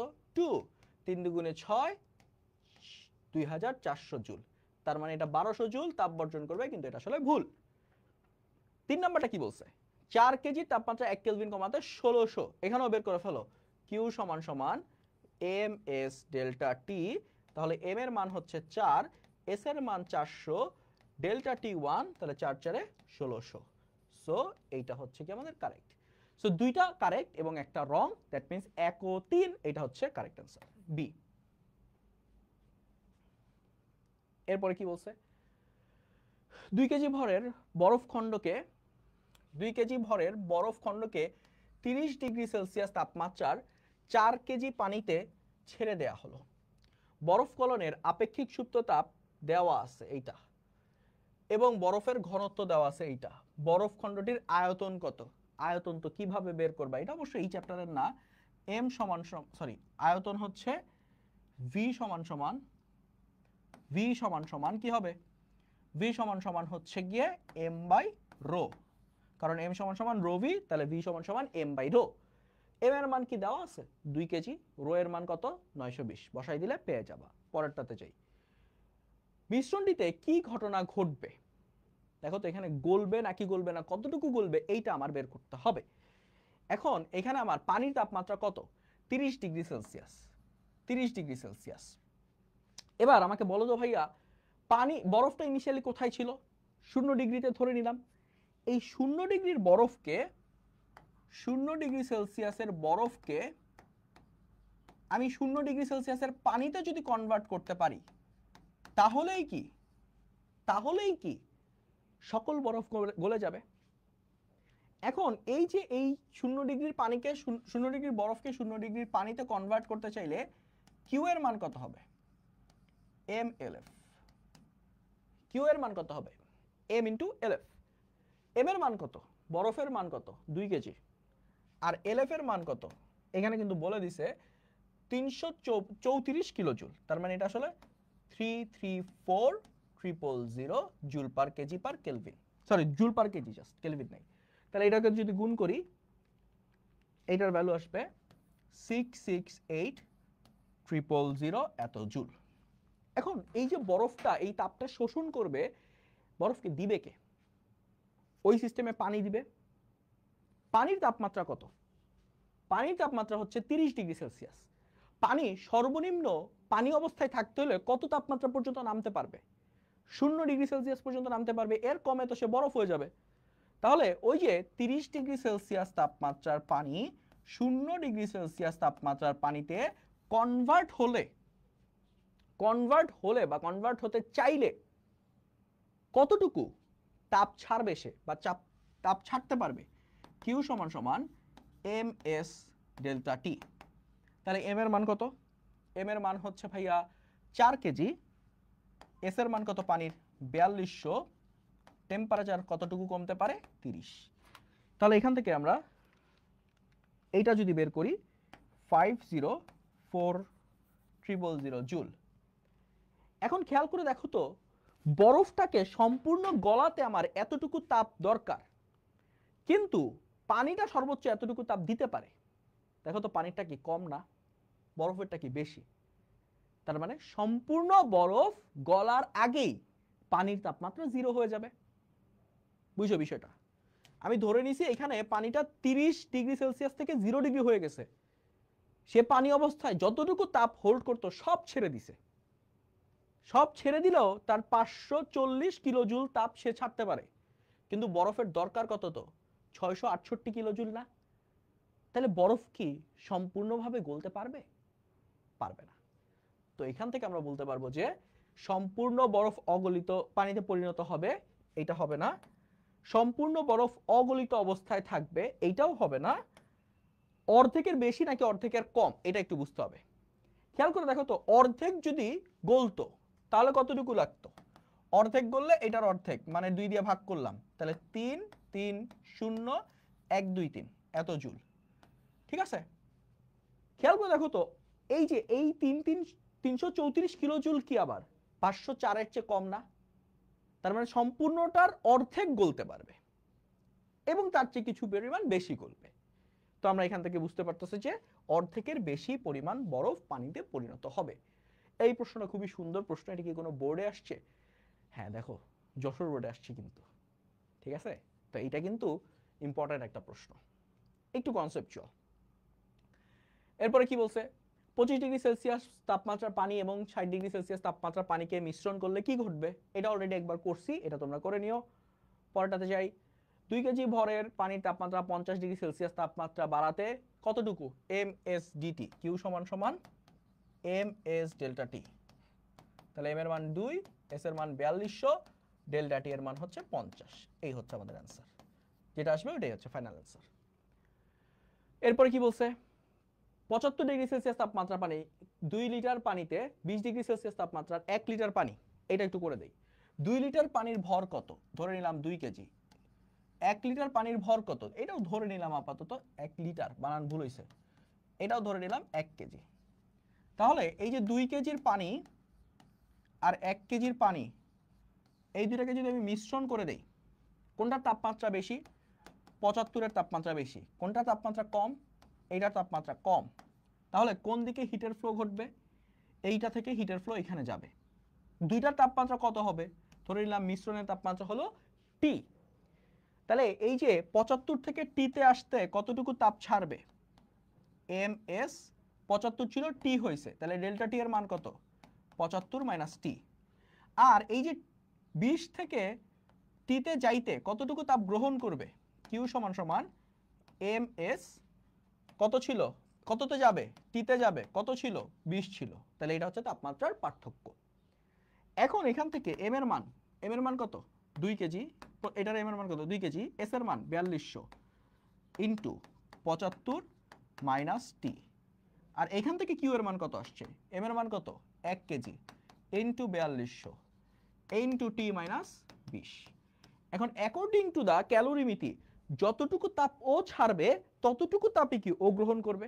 এর চেয়ে বেশি তো আর তাদের মধ্যে আদান প্রদান হওয়া সম্ভব না। তাই আমরা বলতে পারবো এইটা সমান সমান এইটা। তখন এই যে এই দুটো লাইনকে যদি মিক্স করে দিই 4200 কাটা, তাহলে 2 ইন্টু 75 মানে হচ্ছে 150 মাইনাস 2t সমান সমান t মাইনাস 20। তাহলে এই টিউটিটা ওই পাশে চলে গেল আর 20টাকে এই পাশে পাঠিয়ে দাও, তাহলে 170 সমান সমান 3t, সো দ্যাট t সমান সমান 170/3। এটা করলে পাবো হচ্ছে ভাইয়া 56.67। So this is the answer. এই হলো কি আমাদের চ্যাপ্টার 6 এর পার্ট। চ্যাপ্টার 6 এখানেই শেষ, তোমাদের সাথে এরপরে আবার চ্যাপ্টার 7 নিয়ে আসবো। হ্যাঁ, আমাদের এবারের যে চ্যাপ্টারটা সেটা হচ্ছে আমাদের চ্যাপ্টার 7 তরঙ্গ ও শব্দ।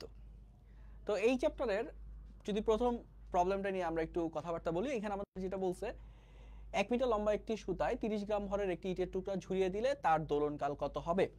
তো আমরা যদি একটু দোলনকালের যে সমীকরণটা আছে সেই সমীকরণটা মনে করার ট্রাই করি। দোলনকালের সমীকরণটা কি ছিল? t সমান সমান 2 pi root over l by g। তো এটা যদি দোলনকালের সমীকরণ হয় ভাইয়া, আমরা এখানে কি বলতে পারবো? এটা সমান সমান 2 পাই রুট ওভার l এর মান কত? l এর মান হচ্ছে 1 মিটার, আর g এর মান কত? g এর মান হচ্ছে 9.8। তাহলে এই যে এই সমীকরণটা থেকে আমরা যদি মানটা বের করার ট্রাই করি, তাহলে দেখো তো কত আসে। 2 পাই ইন্টু রুট ওভার 1/9.8, এটা আসবে ভাইয়া 2 সেকেন্ড। তাহলে এটার অ্যান্সার হচ্ছে ভাইয়া এইটা 2 সেকেন্ড। এই প্রবলেমটার দিকে একটু দেখো, এখানে আমাদের কোন সম্পর্কটা সঠিক এটা একটু দেখতে বলছে। তো আমি মাত্র খেয়াল করে দেখো একটু, যদি টি এর ইকুয়েশনটা যেটা বললাম 2 pi root over l by জি। এখন এই যে সি নাম্বার অপশনটা দেখো কি আছে, 2 pi root over G by L, তার মানে এটা মিলতেছে না। এখন আমাদের তাহলে জি এল অথবা জি এই তিনটার কোনো একটা রেসপেক্টে ইকুয়েশনটা ডিরাইভ করতে হবে। খেয়াল করে দেখো তো, আমি যদি এটাকে স্কোয়ার করে দেই, টি স্কোয়ার সমান সমান কি পাবো? 4 pi square into L by G. তাহলে আমরা জি সমান সমান কি পাবো? এই জিটা এই পাশে চলে গেল, 4 পাই স্কোয়ার ইন্টু এল, আর এই টি স্কোয়ারটা নিচে চলে আসলো divided by T square. So এই যে ইকুয়েশনটা কোনটা? 4 pi square L divided by T square, এটা হচ্ছে আমাদের অপশন ডি। ঠিক আছে, অপশন ডি নাম্বারটা হচ্ছে অ্যান্সার। এরপরে যদি আমি পরেরটাতে যাই, একটি স্প্রিং ধ্রুবক কে হলে এবং তার ভর মানে ওই স্প্রিং ধ্রুবক স্প্রিংটার সাথে যদি এম ভর যুক্ত থাকে তাহলে দোলনকাল কত? স্প্রিং এর জন্য দোলনকালের সমীকরণ হচ্ছে 2 pi root over M by K. ঠিক আছে, আগেরটাতে ছিল কার জন্য? আগেরটা ছিল হচ্ছে একটা দোলকের জন্য। দোলকের দোলনকাল হচ্ছে 2 pi root over L by G, আর স্প্রিং এর দোলনকাল হচ্ছে ভাইয়া 2 pi root over M by K. ঠিক আছে, তাহলে এইটাতে আমাদের অ্যান্সার হচ্ছে গিয়ে অ্যান্সার বি, অপশন বি। তারপর একটি স্প্রিং এ 5 কেজি ভর ঝুলানো হলো, এতে এর দৈর্ঘ্য 2 সেন্টিমিটার বৃদ্ধি পেল, স্প্রিং এর স্প্রিং ধ্রুবক কত? ভাইয়া, একটা স্প্রিং এর সাথে তুমি যদি 5 কেজি ভর একটা ঝুলাও, তাহলে ওই স্প্রিংটার উপর, এটা যদি 5 কেজি হয়, ওই স্প্রিংটার উপর বল কতটুকু আসছে বলো তো? অভিকর্ষীয় বলের সমপরিমাণ 5 ইন্টু 9.8, তার মানে এটা হচ্ছে তোমার 49 নিউটন। এই 49 নিউটন বল প্রয়োগ করা হলে স্প্রিংটা কতটুকু প্রসারিত হয়? 2 সেন্টিমিটার। তার মানে x এর ভ্যালু হচ্ছে 2 সেন্টিমিটার, দ্যাট মিন্স 0.02 মিটার। তাহলে আমরা জানি f সমান সমান k ইন্টু x, তাহলে f এর মান হচ্ছে 49, k এর মান হচ্ছে বের করা লাগবে, দুঃখিত, ওকে, k এর মান হচ্ছে বের করা লাগবে, এর সাথে হচ্ছে 0.02। তাহলে এখান থেকে ভাইয়া k এর যে মানটা তোমরা পাবা,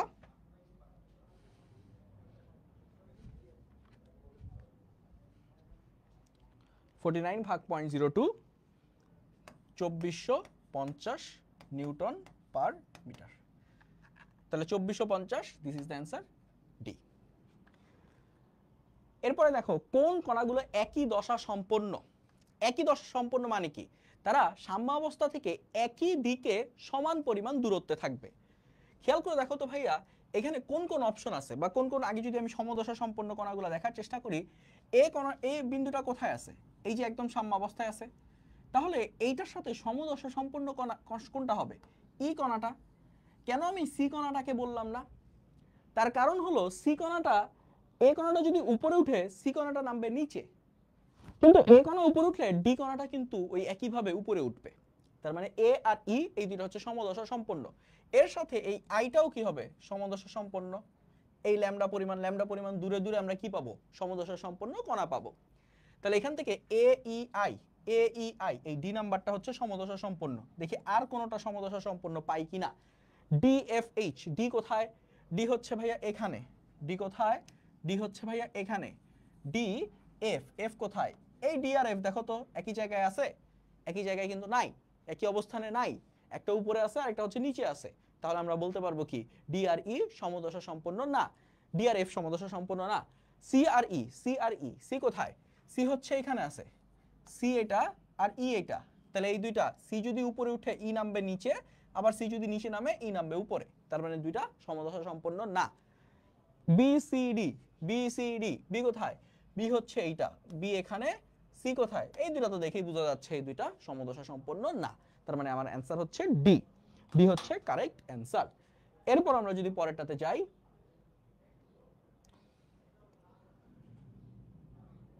তরঙ্গ এক স্থান থেকে অন্য স্থানে কি সঞ্চালন করে? তরঙ্গ কি সঞ্চালন করে? শক্তি সঞ্চালন করে। তাহলে এটা হচ্ছে অ্যান্সার ডি, এটার অ্যান্সার হচ্ছে অ্যান্সার ডি। অনুদৈর্ঘ্য তরঙ্গ কম্পনের সাথে কিভাবে অগ্রসর হয়? দুই ধরনের তরঙ্গ আছে, একটা হচ্ছে অনুদৈর্ঘ্য এবং আরেকটা হচ্ছে অনুপ্রস্থ। তো অনুদৈর্ঘ্য যেটা হয়, ধরো এইটা একটা কণা, বা এটা আসলে সংকোচন প্রসারণ দিয়ে চিন্তা করতে পারো। এখানে হচ্ছে সংকোচন যদি থাকে, এরপর একটা হচ্ছে প্রসারণ, এরপরে আবার সংকোচন থাকবে, আবার প্রসারণ থাকবে, এরপরে আবার সংকোচন থাকবে, আবার প্রসারণ থাকবে। তার মানে এই সিচুয়েশনে খেয়াল করে দেখো তো, তরঙ্গগুলা বা তরঙ্গটা শক্তি সঞ্চালন করতেছে কোন দিকে? ডান দিকে। এবং এখানে যদি একটা কণা থাকে, সেই কণাটা কি এই বরাবর কাপাকাপি করতে থাকে না? এই বরাবর কাপাকাপি করতে করতে সামনের দিকে শক্তিটা আগাতে থাকে। তাহলে যে বরাবর তরঙ্গ সঞ্চালিত হয়, অনুদৈর্ঘ্য তরঙ্গের বেলায় ওই একই বরাবর তরঙ্গ চলতে থাকে। অনুপ্রস্থের বেলায় কি ঘটে? অনুপ্রস্থ তরঙ্গটা হচ্ছে আমরা একটা সুতার মধ্যে বা একটা দড়ির মধ্যে পেয়ে থাকি। এটা যদি একটা তরঙ্গ হয়, তাহলে এই তরঙ্গটা খেয়াল করে দেখো তো, যে কোনো একটা পার্টিকেল কোন দিকে উপর নিচে উঠানামা করবে, আর তরঙ্গটা কোন দিকে আগাতে থাকবে? সামনের দিকে। তার মানে এইটা হচ্ছে তরঙ্গ যেদিকে আগাবে তার সাথে লম্ব দিকে কণাগুলো অসিলেট বা কম্পন করতে থাকবে। আর অনুদৈর্ঘ্য হচ্ছে তরঙ্গ যেদিকে আগাতে থাকবে ওই একই দিকে তরঙ্গগুলো চলাফেরা করতে থাকবে। তাহলে এই সিচুয়েশনে হচ্ছে গিয়ে লম্বভাবে হচ্ছে অনুদৈর্ঘ্যে, আর এইভাবে না, তরঙ্গ সৃষ্টি করে না, সমান্তরাল ভাবে। এরপরটা যেটা বলছে, এখানে কি বলছে? তরঙ্গটির পর্যায়কাল কত? পর্যায়কাল মানে কি? একটা ফুল সাইকেল কমপ্লিট করতে যতটুকু সময় লাগছে সেই সময়টাকে আমরা বলবো পর্যায়কাল। এখন তাহলে এখান থেকে আমরা ধরো এই পয়েন্ট থেকে শুরু করে এই পয়েন্ট পর্যন্ত আসতে এই পুরাটা হচ্ছে কি একটা পর্যায়কাল। ভাইয়া দেখো তো, এখানে ফ্রিকোয়েন্সির মানটা দেওয়া আছে, ফ্রিকোয়েন্সি হচ্ছে 100 হার্জ। তো আমরা জানি টাইম পিরিয়ড সমান সমান 1/ফ্রিকোয়েন্সি। তাহলে 1/ফ্রিকোয়েন্সি যদি 100 হার্জ হয়, এটা হবে 0.01। তাহলে 0.01 সেকেন্ড ইজ দ্য অ্যান্সার। এখানে দুইটা অপশন কারেক্ট, প্রশ্নে যে কোনো একটা হয়তো ছিল, যে ওই দুইটার একটা যেটা 0.01, সেটাই হচ্ছে আমাদের অ্যান্সার। পরেরটাতে কি? উদ্দীপকের আলোকে, ও আচ্ছা, উদ্দীপকের আলোকে কি পড়তেছি। এখানে দেখো তরঙ্গটার তরঙ্গ দৈর্ঘ্য 4 মিটার কিনা। খেয়াল করে দেখো তো, এটা যদি আমরা একটু তরঙ্গ দৈর্ঘ্যটা বের করার ট্রাই করি, এখান থেকে এই মাথা থেকে এই পয়েন্ট থেকে এই পয়েন্ট পর্যন্ত আমার বলে দিছে হচ্ছে 8 মিটার। এইটুকুতে কয়টা ফুল তরঙ্গ বা কয়টা ফুল সাইকেল কমপ্লিট হয়েছে সেটা দেখি। এখান থেকে এইভাবে গিয়ে এইভাবে ঘুরে এইখানে আসলে হচ্ছে একটা টোটাল সাইকেল। এইখান থেকে এইভাবে গিয়ে এইভাবে আবার ঘুরে আসলে তাহলে আমার কয়টা টোটাল সাইকেল হচ্ছে? দুইটা। তো আমরা যেহেতু দুইটা টোটাল সাইকেল হচ্ছে 2 ল্যামডা, একটা ফুল সাইকেল হলে একটা ল্যামডা, দুইটা ফুল সাইকেল হলে দুইটা ল্যামডা, সমান সমান হচ্ছে 8 মিটার। সুতরাং ল্যামডা সমান সমান হচ্ছে 4 মিটার। সো এইটা হচ্ছে কারেক্ট অ্যান্সার। এরপরে বেগ হচ্ছে 4000 মিটার পার সেকেন্ড। এটা কিভাবে হবে? দেখো তো, আমরা ফ্রিকোয়েন্সির মান কত বলছিলাম? 100। তাহলে আমরা কি জানি? ভি সমান সমান এফ ইন্টু ল্যামডা। ফ্রিকোয়েন্সির মান হচ্ছে 100, ল্যামডা এর মান হচ্ছে 4। তাহলে এইটা হবে আমার 400 মিটার পার সেকেন্ড। কিন্তু এটা কত? 4000। তার মানে এটা মিলে নাই। এ বি সি বিন্দুতে তরঙ্গটির দশা ভিন্ন, দৃশ্য না, এটা হচ্ছে দশা হবে, দশা ভিন্ন। এ বি সি তিনটা অবস্থানে বস্তুটির দশা ভিন্ন। এ বি সি কোথায়? এ হচ্ছে এইখানে, এ হচ্ছে এইখানে, বি হচ্ছে এইখানে এবং সি হচ্ছে এইখানে। খেয়াল করে দেখো তো তিনটাই কি ল্যামডা দূর দূর আছে না? এ থেকে বি এর দূরত্ব কি? ল্যামডা। বি থেকে সি এর দূরত্ব কি? ল্যামডা। যদি ল্যামডা দূরে দূরে থাকে তাহলে তারা হবে সমদশা সম্পন্ন। তাহলে এইটা হচ্ছে গিয়ে ভিন্ন দশা না, সমদশা সম্পন্ন। তার মানে 3 নাম্বারটা আমার কারেক্ট না, 1 আর 2 হচ্ছে অ্যান্সার। এরপরে কি বলছে? তরঙ্গটির তরঙ্গ দৈর্ঘ্য বের করতে হবে। এই তরঙ্গটার খেয়াল করে দেখো তো কয়টা সাইকেল কমপ্লিট করছো, এই আগের মতো অ্যানালাইসিস করো। এইভাবে গিয়ে এইভাবে ঘুরে এইভাবে আসলে হচ্ছে টোটাল একটা, এরপর এইখান থেকে এইটুকু আসলে আরেকটা, তার মানে 1.5 ল্যামডা সে কভার করছে। এইটুকু ডিস্টেন্স কত? এইখান থেকে এইটুকু আসলে 7.5 মিটার। তাহলে 1.5 ল্যামডা সমান সমান 7.5, সো দ্যাট ল্যামডা সমান সমান কি আসে দেখি, ল্যামডা সমান সমান আসবে 5 মিটার। তাহলে তরঙ্গটির তরঙ্গ দৈর্ঘ্য হচ্ছে 5 মিটার না, সরি কত সেন্টিমিটার, আচ্ছা এটা মনে হয় মিটারে হবে, কত মিটার, যাই হোক এটা মিটারে লিখে দিলাম। ওকে, ঠিক আছে, চলো পরেরটাতে যাই। এরপর যেটা বলছে, চিত্রের কোন বিন্দুতে তরঙ্গ সৃষ্টিকারী কণার শক্তি সর্বাধিক? শক্তি কোথায় সর্বাধিক থাকবে? খেয়াল করে দেখো কয়েকটা পয়েন্টের কথা বলছে। A point, Q point. A point কোনটা? এ পয়েন্ট হচ্ছে এইটা। কিউ পয়েন্ট কোনটা? কিউ পয়েন্ট হচ্ছে এইটা। ঠিক আছে, এরপরে বলছে পি পয়েন্ট, আর পয়েন্ট। এইটা পি পয়েন্ট, এইটা হচ্ছে আর পয়েন্ট। তারপরে কোনটা বলছে? M point, C point. এই পি আর আর কে আমি গোল দিয়ে দেখালাম। M point, C point. M পয়েন্টটা তো আসে নাই, এম পয়েন্টটা তো ভাইয়া আসে নাই। Most probably M point A B C D E F P Q R, এটাকে ধরে নিলাম এম, এই চূড়াটাকে ধরে নিলাম এম।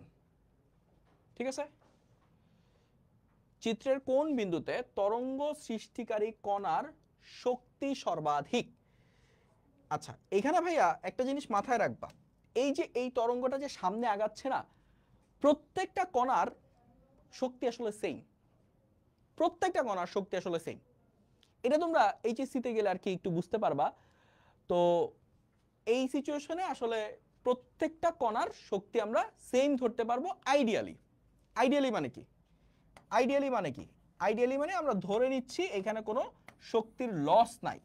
যেখান থেকে কণাটা যাত্রা শুরু করছে বা তরঙ্গটা শুরু হয়েছে সেখান থেকে শেষ পর্যন্ত প্রত্যেকটা জায়গায় কোনো শক্তির লস নাই। তার মানে সব জায়গায় শক্তি যদি সমান থাকে তাহলে এখানে আসলে শক্তি সর্বাধিক, প্রত্যেকটা বিন্দুতেই শক্তি সেম যেহেতু, তো এটার পারফেক্ট অ্যান্সার হচ্ছে 1 2 3। ঠিক আছে, ওকে। এরপরে দেখো 1 ও 2 নং তরঙ্গের কম্পাঙ্কের অনুপাত নিচের কোনটি? খেয়াল করে দেখো তো এখানে আমাদের কি বলছে, 1 ও 2 নং কম্পাঙ্ক, এইখানে কিছু ডেটা আসে নাই ভাইয়া, এখানে কিছু ডেটা আসে নাই। কারণ হলো খেয়াল করে দেখো তো এখানে পি ও পি হতে ও তে আসতে পৌঁছাতে সময় কতটুকু এটা লেখা হয় নাই, আবার এম থেকে এনে পৌঁছাতে সময় কতটুকু এটাও লেখা হয় নাই। তো আমি ধরে নিলাম এই সিচুয়েশনে যে কম্পাঙ্কটার সময় লাগছে, প্রথমটার সময় ধরে নাও 3 সেকেন্ড লাগলো, আর পরেরটার যে সময় এটাকে ধরে নিলাম আমি 3 সেকেন্ড, আর পরেরটার যে সময় এটাকে ধরে নাও আমি 2 সেকেন্ড ধরলাম। এটা আমি র্যান্ডম, অ্যান্সারটা আমার হয়তো এটার সাথে নাও মিলতে পারে, তো তোমরা একটু ওই হিসাব করে ম্যাথটা করে নিও। এবার খেয়াল করে দেখো তো ভাইয়া, এই যে প্রথমটা এখান থেকে ঘুরে এইভাবে ঘুরে যদি এইভাবে আসে তাহলে সে কি 1.5 ল্যামডা কভার করলো না? এইটুকু হচ্ছে একটা ল্যামডা, এইটুকু হচ্ছে অর্ধেক ল্যামডা, তাহলে 1.5 ল্যামডা সে গেল কত সময়? 3 সেকেন্ড সময়। আর এইখানে একটা ল্যামডা, এরপরে হচ্ছে দুইটা ল্যামডা, তাহলে 2 ল্যামডা সমান সমান করতে পারবো কি, কতটুকু সময় গেছে? 2 সেকেন্ডে গেছে। এখানে 1.5 ল্যামডা গেছে হচ্ছে 3 সেকেন্ডে, আর এখানে 2 ল্যামডা গেছে কতটুকুতে? 2 সেকেন্ডে। এটা কিন্তু আমি আবারও বলতেছি, টাইমটা কিন্তু আমি ধরে নিছি। ঠিক আছে, টাইমটা কিন্তু আমি ধরে নিছি। আচ্ছা এবার খেয়াল করো তো ভাইয়া, 1.5 ল্যামডা যদি যেতে একের জন্য যদি যেতে আমার সময় লাগে 3 সেকেন্ড, তাহলে একটা ল্যামডা যেতে আমার লাগবে কত? 3/1.5, দ্যাট মিন্স 2 সেকেন্ড।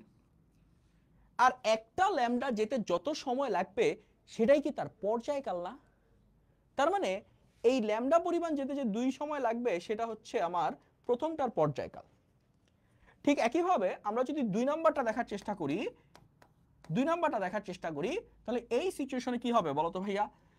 এই সিচুয়েশনে হচ্ছে কি আমার 2 ল্যামডা গেছে হচ্ছে 2 সেকেন্ডে, তাহলে 1 ল্যামডা যাবে কতটুকুতে? 1 সেকেন্ডে। এটাই কি তাহলে তার 2 নাম্বারটার পর্যায়কাল হচ্ছে 1 সেকেন্ড। তাহলে 1 নাম্বারটার পর্যায়কাল আর 2 নাম্বারটার পর্যায়কাল আমি বের করে ফেললাম। এবার কি করা লাগবে ভাই? আমার তো লাগবে কম্পাঙ্কের অনুপাত। তাহলে t1 বাই t2 এইটা কি হবে ভাইয়া বলো তো? f2 বাই f1 না? কারণ f সমান সমান 1 বাই t, তাহলে t1 বাই t2 কি হবে? f2 by f1। এবার আমাকে বলো তো f2 বাই f1 যদি তাই হয়, f1 বাই f2 কি হবে? t2 by t1। t2 এর মান কত? t2 এর মান হচ্ছে 1, t1 এর মান কত? 2। তাহলে এটার অ্যান্সার আসলে 1:2। অপশন আছে, আমি জানি না ভাই এটা অ্যান্সার কিনা, তো আমি ধরে নিলাম এটা হচ্ছে answer according to my data modification. আমার ডেটা মডিফিকেশন অনুসারে এইটা অ্যান্সার আসার কথা। আমি লিটারেলি জানি না এটা হচ্ছে কি কোশ্চেন এরকম ছিল কিনা। ঠিক আছে, পরেরটা আসো। একটি শব্দ তরঙ্গ বাতাসে 5 সেকেন্ডে 1750 মিটার পথ অতিক্রম করে। তরঙ্গটির তরঙ্গ দৈর্ঘ্য বলা আছে 0.5 মিটার। তাহলে তার কম্পাঙ্ক কত সেটা বের করতে হবে। তাহলে 5 সেকেন্ডে তরঙ্গটা যায় 1750 মিটার। তাহলে ভাইয়া 1 সেকেন্ডে কতটুকু যায়? 1 সেকেন্ডে যায় 1750 বাই 5। কত আসে দেখি? 1750 ভাগ 5, 350 মিটার পার সেকেন্ড। এইটাই কি ভাইয়া 1 সেকেন্ডে যতটুকু যায় সেটা তার ওই তরঙ্গের ভেলোসিটি মিন করে, বেগ মিন করে, তাই না? বেগ মিন করে। আচ্ছা, এবার আসো তরঙ্গ দৈর্ঘ্য ল্যামডার মান কত বলছে? ল্যামডার মান হচ্ছে 0.5 মিটার। এখন আমরা একটা ফর্মুলা জানি, v সমান সমান f ইনটু ল্যামডা। তাহলে v এর মান হচ্ছে 350, f এর মান হচ্ছে বের করা লাগবে, ল্যামডা এর মান হচ্ছে 0.5। সো f এর মান হচ্ছে ভাইয়া পাবা, এটা কেটে দিয়ে ভাগ করে দিলে 700 hertz. This is the answer. তাহলে 700 হার্টজ। Got it? কোন তরঙ্গের তরঙ্গ দৈর্ঘ্য এত, কম্পাঙ্ক এত হলে তরঙ্গটির বেগ কত? তাহলে আমার তরঙ্গ দৈর্ঘ্য ল্যামডা দেওয়া আছে, বেগ বের করার জন্য v সমান সমান f ল্যামডা, f এর মান হচ্ছে 5, তরঙ্গ দৈর্ঘ্য হচ্ছে 1, তাহলে 5 metre per second. This is the answer. দুটি সুর শলাকার কম্পাঙ্ক দেওয়া আছে, এটা দেওয়া আছে, শলাকা দুটি হতে প্রাপ্ত তরঙ্গ দৈর্ঘ্যের অনুপাত নির্ণয় করো। ভাইয়া দুইটা সুর শলাকা, একটু চিন্তা করো, দুইটা সুর শলাকা যদি আমি নেই, ঠিক আছে, ওই দুইটা সুর শলাকা আলাদা আলাদা। ধরো এইটা একটা সুর শলাকা, এইটা আরেকটা সুর শলাকা। এই দুইটাই কি আমি বায়ুতে রাখছি বা বাতাসে রাখছি? তাহলে যদি দুইটাকেই আমি বাতাসে রাখি, দুইটার জন্য মাধ্যম কি সেম না? দুইটার জন্য মাধ্যম সেম। তরঙ্গ প্রবাহের যে মাধ্যম, সেই মাধ্যমটা দুটো সুর শলাকার জন্যই সেম। যদি মাধ্যম সেম হয়, ভাই আমরা কি জানি মাধ্যম সেম হলে তরঙ্গের বেগও সেম হবে। তাহলে প্রথমটার তরঙ্গ বেগ v1 এবং দ্বিতীয়টার তরঙ্গ বেগ v2 দুইটা সমান হবে। এখন প্রথমটার তরঙ্গ বেগকে আমরা চাইলে v1 কে লিখতে পারবো f1 ল্যামডা 1, v2 কে লিখতে পারবো f2 ল্যামডা 2। এবার তাহলে আসো f1 এর মান কত? f1 এর মান দেখো তো, f1 এর মান আমি কি 200 হার্টজ বলতে পারবো না? 200 ইনটু ল্যামডা 1 সমান সমান f2 এর মান 800 ইনটু ল্যামডা 2। তাহলে তরঙ্গ দৈর্ঘ্যের অনুপাত ল্যামডা 1 বাই ল্যামডা 2 সমান সমান 800 বাই 200। এটার মানে হচ্ছে 4:1। তাহলে আমার এটার অ্যান্সার হচ্ছে বি। ঠিক আছে, মাধ্যম সমান, মাধ্যম সেম হলে বেগ সমান, এই হচ্ছে কনসেপ্ট। পরপর দুটি তরঙ্গ শীর্ষের মধ্যবর্তী দূরত্ব হচ্ছে গিয়ে 2 সেন্টিমিটার এবং একটি তরঙ্গ শীর্ষ ও পরবর্তী তরঙ্গ পাদের দূরত্ব নির্ণয় করো। দুইটা তরঙ্গ শীর্ষ বের করতে হবে। ভাইয়া চলো আমরা একটু বোঝার চেষ্টা করি। এইটা মনে করো হচ্ছে আমাদের একটা যে বরাবর তরঙ্গটা প্রপাগেট করবে সেটা। এখন মনে করো এইটা হলো আমার একটা তরঙ্গ বা একটা ফুল সাইকেল, এরপর হচ্ছে গিয়ে এইটা মনে করো আমার আরেকটা ফুল সাইকেল। এখন তরঙ্গ শীর্ষ আসলে কোনটা? এই যে এই পয়েন্টটা আর এই পয়েন্টটা, এই দুইটা হচ্ছে তরঙ্গ শীর্ষ। এই দুইটার মধ্যবর্তী যে দূরত্ব, এই দুইটার মধ্যবর্তী যে দূরত্ব, এই দূরত্বটাকে আমরা কি বলতেছি? 2 মিটার। তাহলে আমার কি করা লাগবে? তরঙ্গ শীর্ষ ও পরবর্তী তরঙ্গ পাদ। তাহলে তরঙ্গ পাদ কোনটা? এইটা। তাহলে এখান থেকে এইটুকু ডিসটেন্স কত হবে? এই পুরাটা যদি 2 মিটার হয় তার অর্ধেক 1 মিটার। তাহলে দিস ইজ দ্য অ্যান্সার। তাহলে এটার অ্যান্সার হচ্ছে ভাইয়া 1 মিটার, 1 সেন্টিমিটার, সরি আমি তো 2 মিটারে লিখছি। আচ্ছা 1 সেন্টিমিটার, 2 সেন্টিমিটার, 1 সেন্টিমিটার। ঠিক আছে, ফাইন। কোন নির্দিষ্ট মাধ্যমে শব্দের কম্পাঙ্ক বৃদ্ধি করলে নিচের কোনটি কমবে? কোন নির্দিষ্ট মাধ্যম, তাহলে মাধ্যম এখানে সেম, নির্দিষ্ট মাধ্যম, মাধ্যম কনস্ট্যান্ট। মাধ্যম কনস্ট্যান্ট মানে কি? Velocity constant. ভেলোসিটি যদি কনস্ট্যান্ট হয়, ভি সমান সমান আমরা জানি কি? F lambda. ভাইয়া খেয়াল করে দেখো তো, ভি সমান সমান এফ ল্যামডা, তাহলে আমার কি বলবো? কম্পাঙ্ক বৃদ্ধি করব, তাহলে ভি বাই এফ সমান সমান কি হবে? ল্যামডা। ভি বাই এফ সমান সমান ল্যামডা। খেয়াল করে দেখো তো ভাইয়া, এখানে আমাদের এফ যদি বাড়ে, এফ যদি বাড়ে, ভি তো কনস্ট্যান্ট, এফ যদি বাড়ে তাহলে ল্যামডা এর মান কি কমবে না? এফ যত বাড়বে ল্যামডা এর মানটা কি তত কমবে, ঠিক আছে না? ভি তো কনস্ট্যান্ট, তাহলে এইখানে তার তরঙ্গ দৈর্ঘ্যটা হচ্ছে হ্রাস পাবে। কোনটি কমবে জিজ্ঞেস করছে? তরঙ্গ দৈর্ঘ্যটা হচ্ছে হ্রাস পাবে। এখন কোন নির্দিষ্ট মাধ্যমে শব্দের কম্পাঙ্ক বৃদ্ধি করলে কোনটি কমবে? কিন্তু খেয়াল করে দেখো তো, আমার অপশনে তরঙ্গ দৈর্ঘ্য টার্মটা নাই। আমার দেখো, আমি কি আরেকটা সমীকরণ জানি না? f সমান সমান 1/t, তাহলে t সমান সমান কি হবে? 1/f। এইখানেও খেয়াল করে দেখো তো, যদি আমার f এর ভ্যালুটা বাড়ে, টাইম পিরিয়ডের ভ্যালুটা বা পর্যায়কালের ভ্যালুটা কমবে, তার মানে এটার অ্যান্সার হচ্ছে পর্যায়কাল। আর তরঙ্গ বেগ কি থাকবে? তরঙ্গ বেগ যেহেতু মাধ্যম সেম, তাই তরঙ্গ বেগ কনস্ট্যান্ট বা সেম। বাতাসে শব্দের বেগ দেওয়া আছে। একটি বস্তু বাতাসে সৃষ্টি করলে তার তরঙ্গ দৈর্ঘ্য দেওয়া আছে, এর পর্যায়কাল বের করতে হবে। তাহলে শব্দের বেগ v জানি আমি, তারপরে হলো কি আমি v সমান সমান তরঙ্গ দৈর্ঘ্য f ইনটু ল্যামডা। তাহলে এখান থেকে v এর মানটা বসায় দাও, 350 সমান সমান f। ল্যামডা এর মান হচ্ছে গিয়ে, ল্যামডা এর মান হচ্ছে 1250 সেন্টিমিটার, মানে কি 1250 ভাগ 100 এত মিটার। তাহলে এখান থেকে যদি f এর মানটা, ফ্রিকোয়েন্সির মানটা আমরা বের করতে চাই, 350 ইনটু 100 ভাগ 1250, f এর মান আসবে 28 হার্জ। তাহলে 28 হার্জ হলে টাইম পিরিয়ড হবে 1/f, দ্যাট মিন্স 1/28। সো এটার ভ্যালু আসবে হচ্ছে 1 ভাগ 28, 0.03 0.0357 সেকেন্ড। তো 0357 সেকেন্ড, এটা হচ্ছে অ্যান্সার ডি, অপশন ডি। পড়া, পূর্ণ স্পন্দন কোনটি? পূর্ণ স্পন্দন কোনটা বলো? পূর্ণ স্পন্দন কোনটা? এই যে যদি পি থেকে শুরু করো, পি থেকেই শুরু করি, পি থেকে শুরু করে 1/4, এইটুকু হচ্ছে হাফ, এইটুকু হচ্ছে 3/4, আর এইটুকু হচ্ছে ফুল। তাহলে পি থেকে পি হচ্ছে একটা ফুল স্পন্দন, তার মানে পি থেকে আর ফুল স্পন্দন না, পি থেকে কিউ ফুল স্পন্দন না। ও থেকে পি, ও থেকে পি তো মাত্র এইটুকু আসছে, তাহলে এটাও কি হবে না? ফুল স্পন্দন না। আর থেকে R prime, where is R? Where is R? দেখো তো, এটা একটু মিলানোর চেষ্টা করি। আর থেকে আর প্রাইম, এই আর থেকে শুরু করলাম, এটা 1/4, এটা হচ্ছে 1, এটা হচ্ছে 3/4, আর এটা হচ্ছে টোটাল 1। তাহলে আমরা এখান থেকে যেটা পাবো সেটা হলো আর থেকে আর প্রাইম, এটা হলো ফুল একটা ওয়েভ, পূর্ণ স্পন্দন। চিত্রের বিপরীত দশায় আছে কোনটি? বিপরীত দশায় মানে কি? বিপরীত দশায় মানে কি? একটু পয়েন্টগুলোর দিকে তাকাও, খেয়াল করে দেখো তো ভাইয়া, এইখানে আমার এই উপরেরটা যদি তরঙ্গ শীর্ষ হয়, এই নিচেরটা কি হবে? তরঙ্গ পাদ। তার মানে পি আর আর হচ্ছে বিপরীত দশায় আছে, দুটো সমান দূরত্বে আছে কিন্তু বিপরীত দিকে আছে, এই জন্য এটাকে আমরা বলতেছি বিপরীত দশায়। তাহলে পি এবং আর, এটাই কিন্তু আমার অপশন আছে, পি এবং আর। আর এবং আর প্রাইম, দেখো তো আর, আর এখানে আছে, আর প্রাইম এখানে আছে, দুইটা কি একই দিকে, সাম্যাবস্থা থেকে একই দিকে সমান দূরত্বে আছে, একই দিকে সমান দূরত্বে আছে, তাহলে এই দুইটা কি হবে? সমদশা সম্পন্ন। পি এবং পি প্রাইম, এটাও দেখো সাম্যাবস্থা থেকে সেম দূরে আছে এবং একই দিকে সেম দূরত্বে আছে, তাহলে এই দুইটাও কি হবে? সমদশা সম্পন্ন। এস এবং এস প্রাইম, এটাও দেখো, এটা যেখানে আছে সাম্যাবস্থায় এটাও সেখানে আছে সাম্যাবস্থায়, এবং এটা যদি উপরে উঠে এটা উপরে উঠে।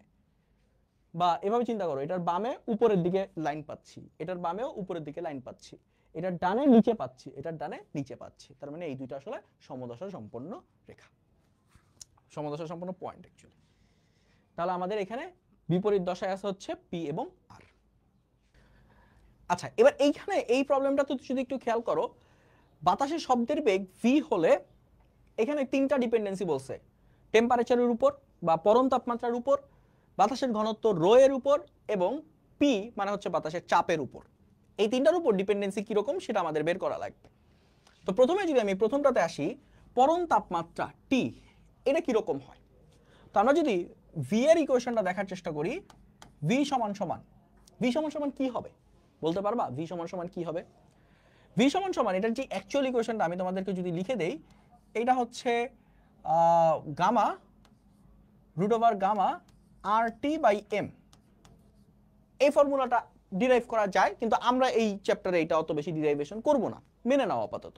গামা হচ্ছে একটা কনস্ট্যান্ট, আর হচ্ছে গ্যাস কনস্ট্যান্ট, এম হচ্ছে মোলার ম্যাস, আর টি হচ্ছে পরম তাপমাত্রা।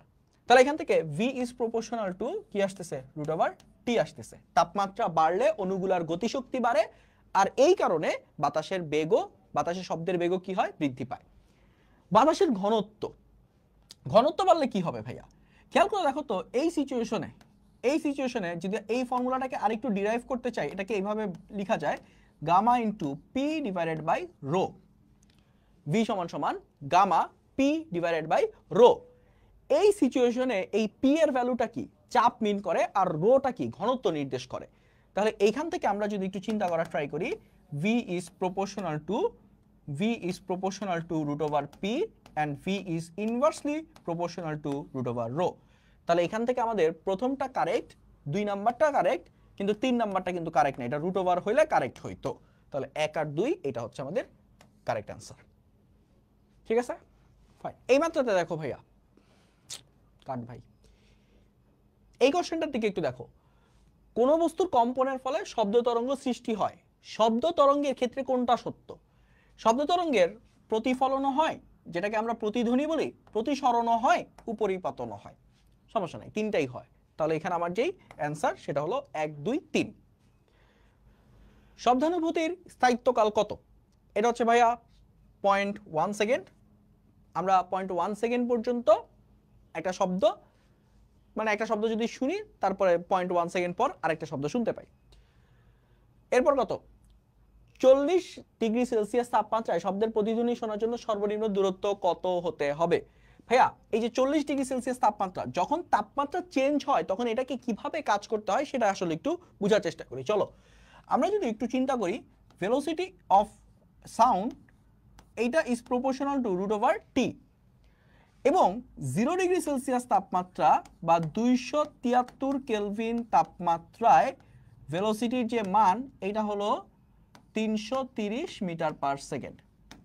তাহলে আমরা যদি এখান থেকে টেম্পারেচার বৃদ্ধি করি, v1 বাই v2 করার ট্রাই করি, তাহলে v1 বাই v2 হবে root over t1 by t2।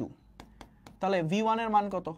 330, v2 এর মান কত বের করা লাগবে, রুট ওভার t1 এর মান কত? t1 এর মান হচ্ছে ভাইয়া 273 কেলভিন, এবং t2 এর মান কত? 40 ডিগ্রি সেলসিয়াস, মানে হচ্ছে 313। তাহলে এখান থেকে আমরা যদি v2 এর মানটা বের করার ট্রাই করি, v2 এর মানটা আসবে কত? 330 ডিভাইডেড বাই রুট ওভার 273 ভাগ 313। এটা করলে আমরা পাবো হচ্ছে 353.35 মিটার পার সেকেন্ড। এটা হলো তাহলে আমাদের এই অবস্থায় শব্দের বেগ, 40 ডিগ্রি সেলসিয়াস তাপমাত্রায় শব্দের বেগ। এখন আমরা যদি এই সিচুয়েশনে প্রতিধ্বনি হবে কিনা সেটা বোঝার চেষ্টা করি। ধরো এখান থেকে এইটুকু গিয়ে আবার ধরো ফিরে আসলো, এইটুকু যদি ডি দূরত্ব হয়, ফিরে আসার দূরত্বটাও হবে ডি। আমরা কি জানি, এখানে যদি আমার কান থাকে, এই কানের মধ্যে কতটুকু স্থায়িত্বকাল? 0.1 সেকেন্ড। তো যাওয়া এবং আসা টোয়াইস ডি সমান সমান V into T, twice D সমান সমান ভেলোসিটির মান 353.35, আর টাইমের মান হচ্ছে 0.1। তাহলে আমাদের ডি এর যে ভ্যালুটা, সেই ডি এর ভ্যালুটা আসবে 353.35 ইন্টু 0.1 ভাগ 2। এইটা করলে আসবে হচ্ছে 17.6675 এত মিটার। তাহলে এটা হচ্ছে এটা आंसर 17.6। তাহলে যদি কোন একটা উৎস এবং কোন একটা প্রতিবন্ধকের মধ্যে 17.6 মিটার মিনিমাম ডিসটেন্স থাকে তাহলে সেখানে প্রতিধ্বনি শোনা যাবে, আদারওয়াইজ যাবে না। উৎস, শব্দের উৎস 24 ডিগ্রি সেলসিয়াস, ভবন এসি। এখানে একটা শব্দের উৎস আছে আর এই যে আমাদের তাপমাত্রা এটা হচ্ছে 24 ডিগ্রি সেলসিয়াস, এখানে ভবন আছে, ভবনের দূরত্ব হচ্ছে 25 মিটার। উৎস থেকে ভবনের যে দূরত্ব সেই দূরত্বটা হচ্ছে 25 মিটার। এখন যেটা বলছে এ বিন্দুতে শব্দ ফিরে আসতে কত সময় লাগবে, এখানে যাবে, তার মানে কি এখানে যাবে, যাওয়ার পরে আবার ফেরত আসবে। তাহলে কতটুকু দূরত্ব সে কভার করলো, শব্দটা কতটুকু দূরত্ব কভার করলো, s সমান সমান 2 × 25 মানে হলো 50 মিটার দূরত্ব কভার করছে। এখন এই 24 ডিগ্রি সেলসিয়াস মানে কত ভাইয়া, 24 ডিগ্রি সেলসিয়াসকে যদি আমি কেলভিনে কনভার্ট করার ট্রাই করি তাহলে 273 যোগ করে দাও, 24 + 273 এটা হচ্ছে 297 কেলভিন। এখন আমরা কি জানি, এখন আমরা কি জানি ভেলোসিটি 1 বাই ভেলোসিটি 2 টেম্পারেচারের পরিবর্তনের কারণে এটা সমান সমান হবে টেম্পারেচার 1 বাই টেম্পারেচার 2। ভেলোসিটি 1 এর মান কত, ভেলোসিটি 1 এর মান হচ্ছে 0 ডিগ্রি সেলসিয়াস বা 273 কেলভিনে, ভি এর মান হচ্ছে গিয়ে 330, এইটা হচ্ছে v2 সমান সমান √ওভার t1 এর মান কত 273 আর t2 এর মান কত 297। তাহলে এখান থেকে আমার v2 এর যে ভ্যালুটা আসবে, এই ভ্যালুটা কত আসে 330 ভাগ √ওভার 273 ভাগ 297, এইটা আসবে হচ্ছে 344.19 মিটার পার সেকেন্ড। আচ্ছা 199 তো 2 ধরতে পারো, 2 ধরতে পারো। এখন এটা হচ্ছে আমার ভেলোসিটির মান, এটা হচ্ছে আমার সরণ। তাহলে s সমান সমান vt যদি অ্যাপ্লাই করি, s এর মান হচ্ছে 50, ভেলোসিটির মান 344.19 ইনটু t, তাহলে যে টাইমের মানটা আসবে t সমান সমান 50 ভাগ 344.19, এটা করলে আমরা পাবো হলো ভাইয়া কত 0.1453 সেকেন্ড। তাহলে 1453 কাছাকাছি কোনটা আসছে, কাছাকাছি হচ্ছে এইটা আসছে, এক নাম্বারটার কাছাকাছি। ঠিক আছে, হইছে হবে। একজন বালক 18 মিটার গভীরতা বিশিষ্ট একটি কূপের কাছে দাঁড়িয়ে শব্দ উৎপন্ন করলো। 29 ডিগ্রি সেলসিয়াস তাপমাত্রায় সর্বাধিক কত গভীরতা কমালে সে প্রতিধ্বনি শুনতে পাবে। তাহলে 18 মিটার গভীরতা বিশিষ্ট, ঠিক আছে, 18 মিটার গভীরতা বিশিষ্ট, এটা হলো 18 মিটার, এখান থেকে এইটুকু হচ্ছে 18 মিটার। এখন গভীরতা কমানো মানে কি, গভীরতা কমানো মানে হচ্ছে ধরো এটাকে আরেকটু উপরে উঠালাম, উপরে উঠাতে থাকলাম, এই যে এই লোয়ার লেভেলটা যদি আরেকটু উপরে উঠে এখানে আসে তাহলে কি গভীরতা কমে গেল না, গভীরতা কমে গেল। এখন এই যে আমি গভীরতা কতটুকু সর্বাধিক কমাতে পারবো সেটা হচ্ছে অ্যান্সার। এবার খেয়াল করে দেখো তো এখানে কত ডিগ্রি সেলসিয়াস, 29 ডিগ্রি সেলসিয়াস। তো আমি ধরে নিলাম ধরো এখানে আমি গভীরতা মিনিমাম করতে পারবো হচ্ছে x, গভীরতা কতটুকু করতে পারবো, মিনিমাম করতে পারবো হচ্ছে x। তো যদি গভীরতা x হয় তাহলে একটা শব্দ এখান থেকে এখানে যাবে আবার ফিরে আসবে, কতটুকু দূরত্ব কভার করলো, s হচ্ছে টুয়াইস x এর সমান, গেল এবং আসলো, তাহলে s এর মান কত টুয়াইস x এর সমান। এবার 29 ডিগ্রি সেলসিয়াস তাপমাত্রায় আসলে শব্দের বেগ কত সেটা বের করি। তাহলে আমরা এখান থেকে v1 বাই v2 সমান সমান লিখতে পারবো √ওভার t1 বাই t2।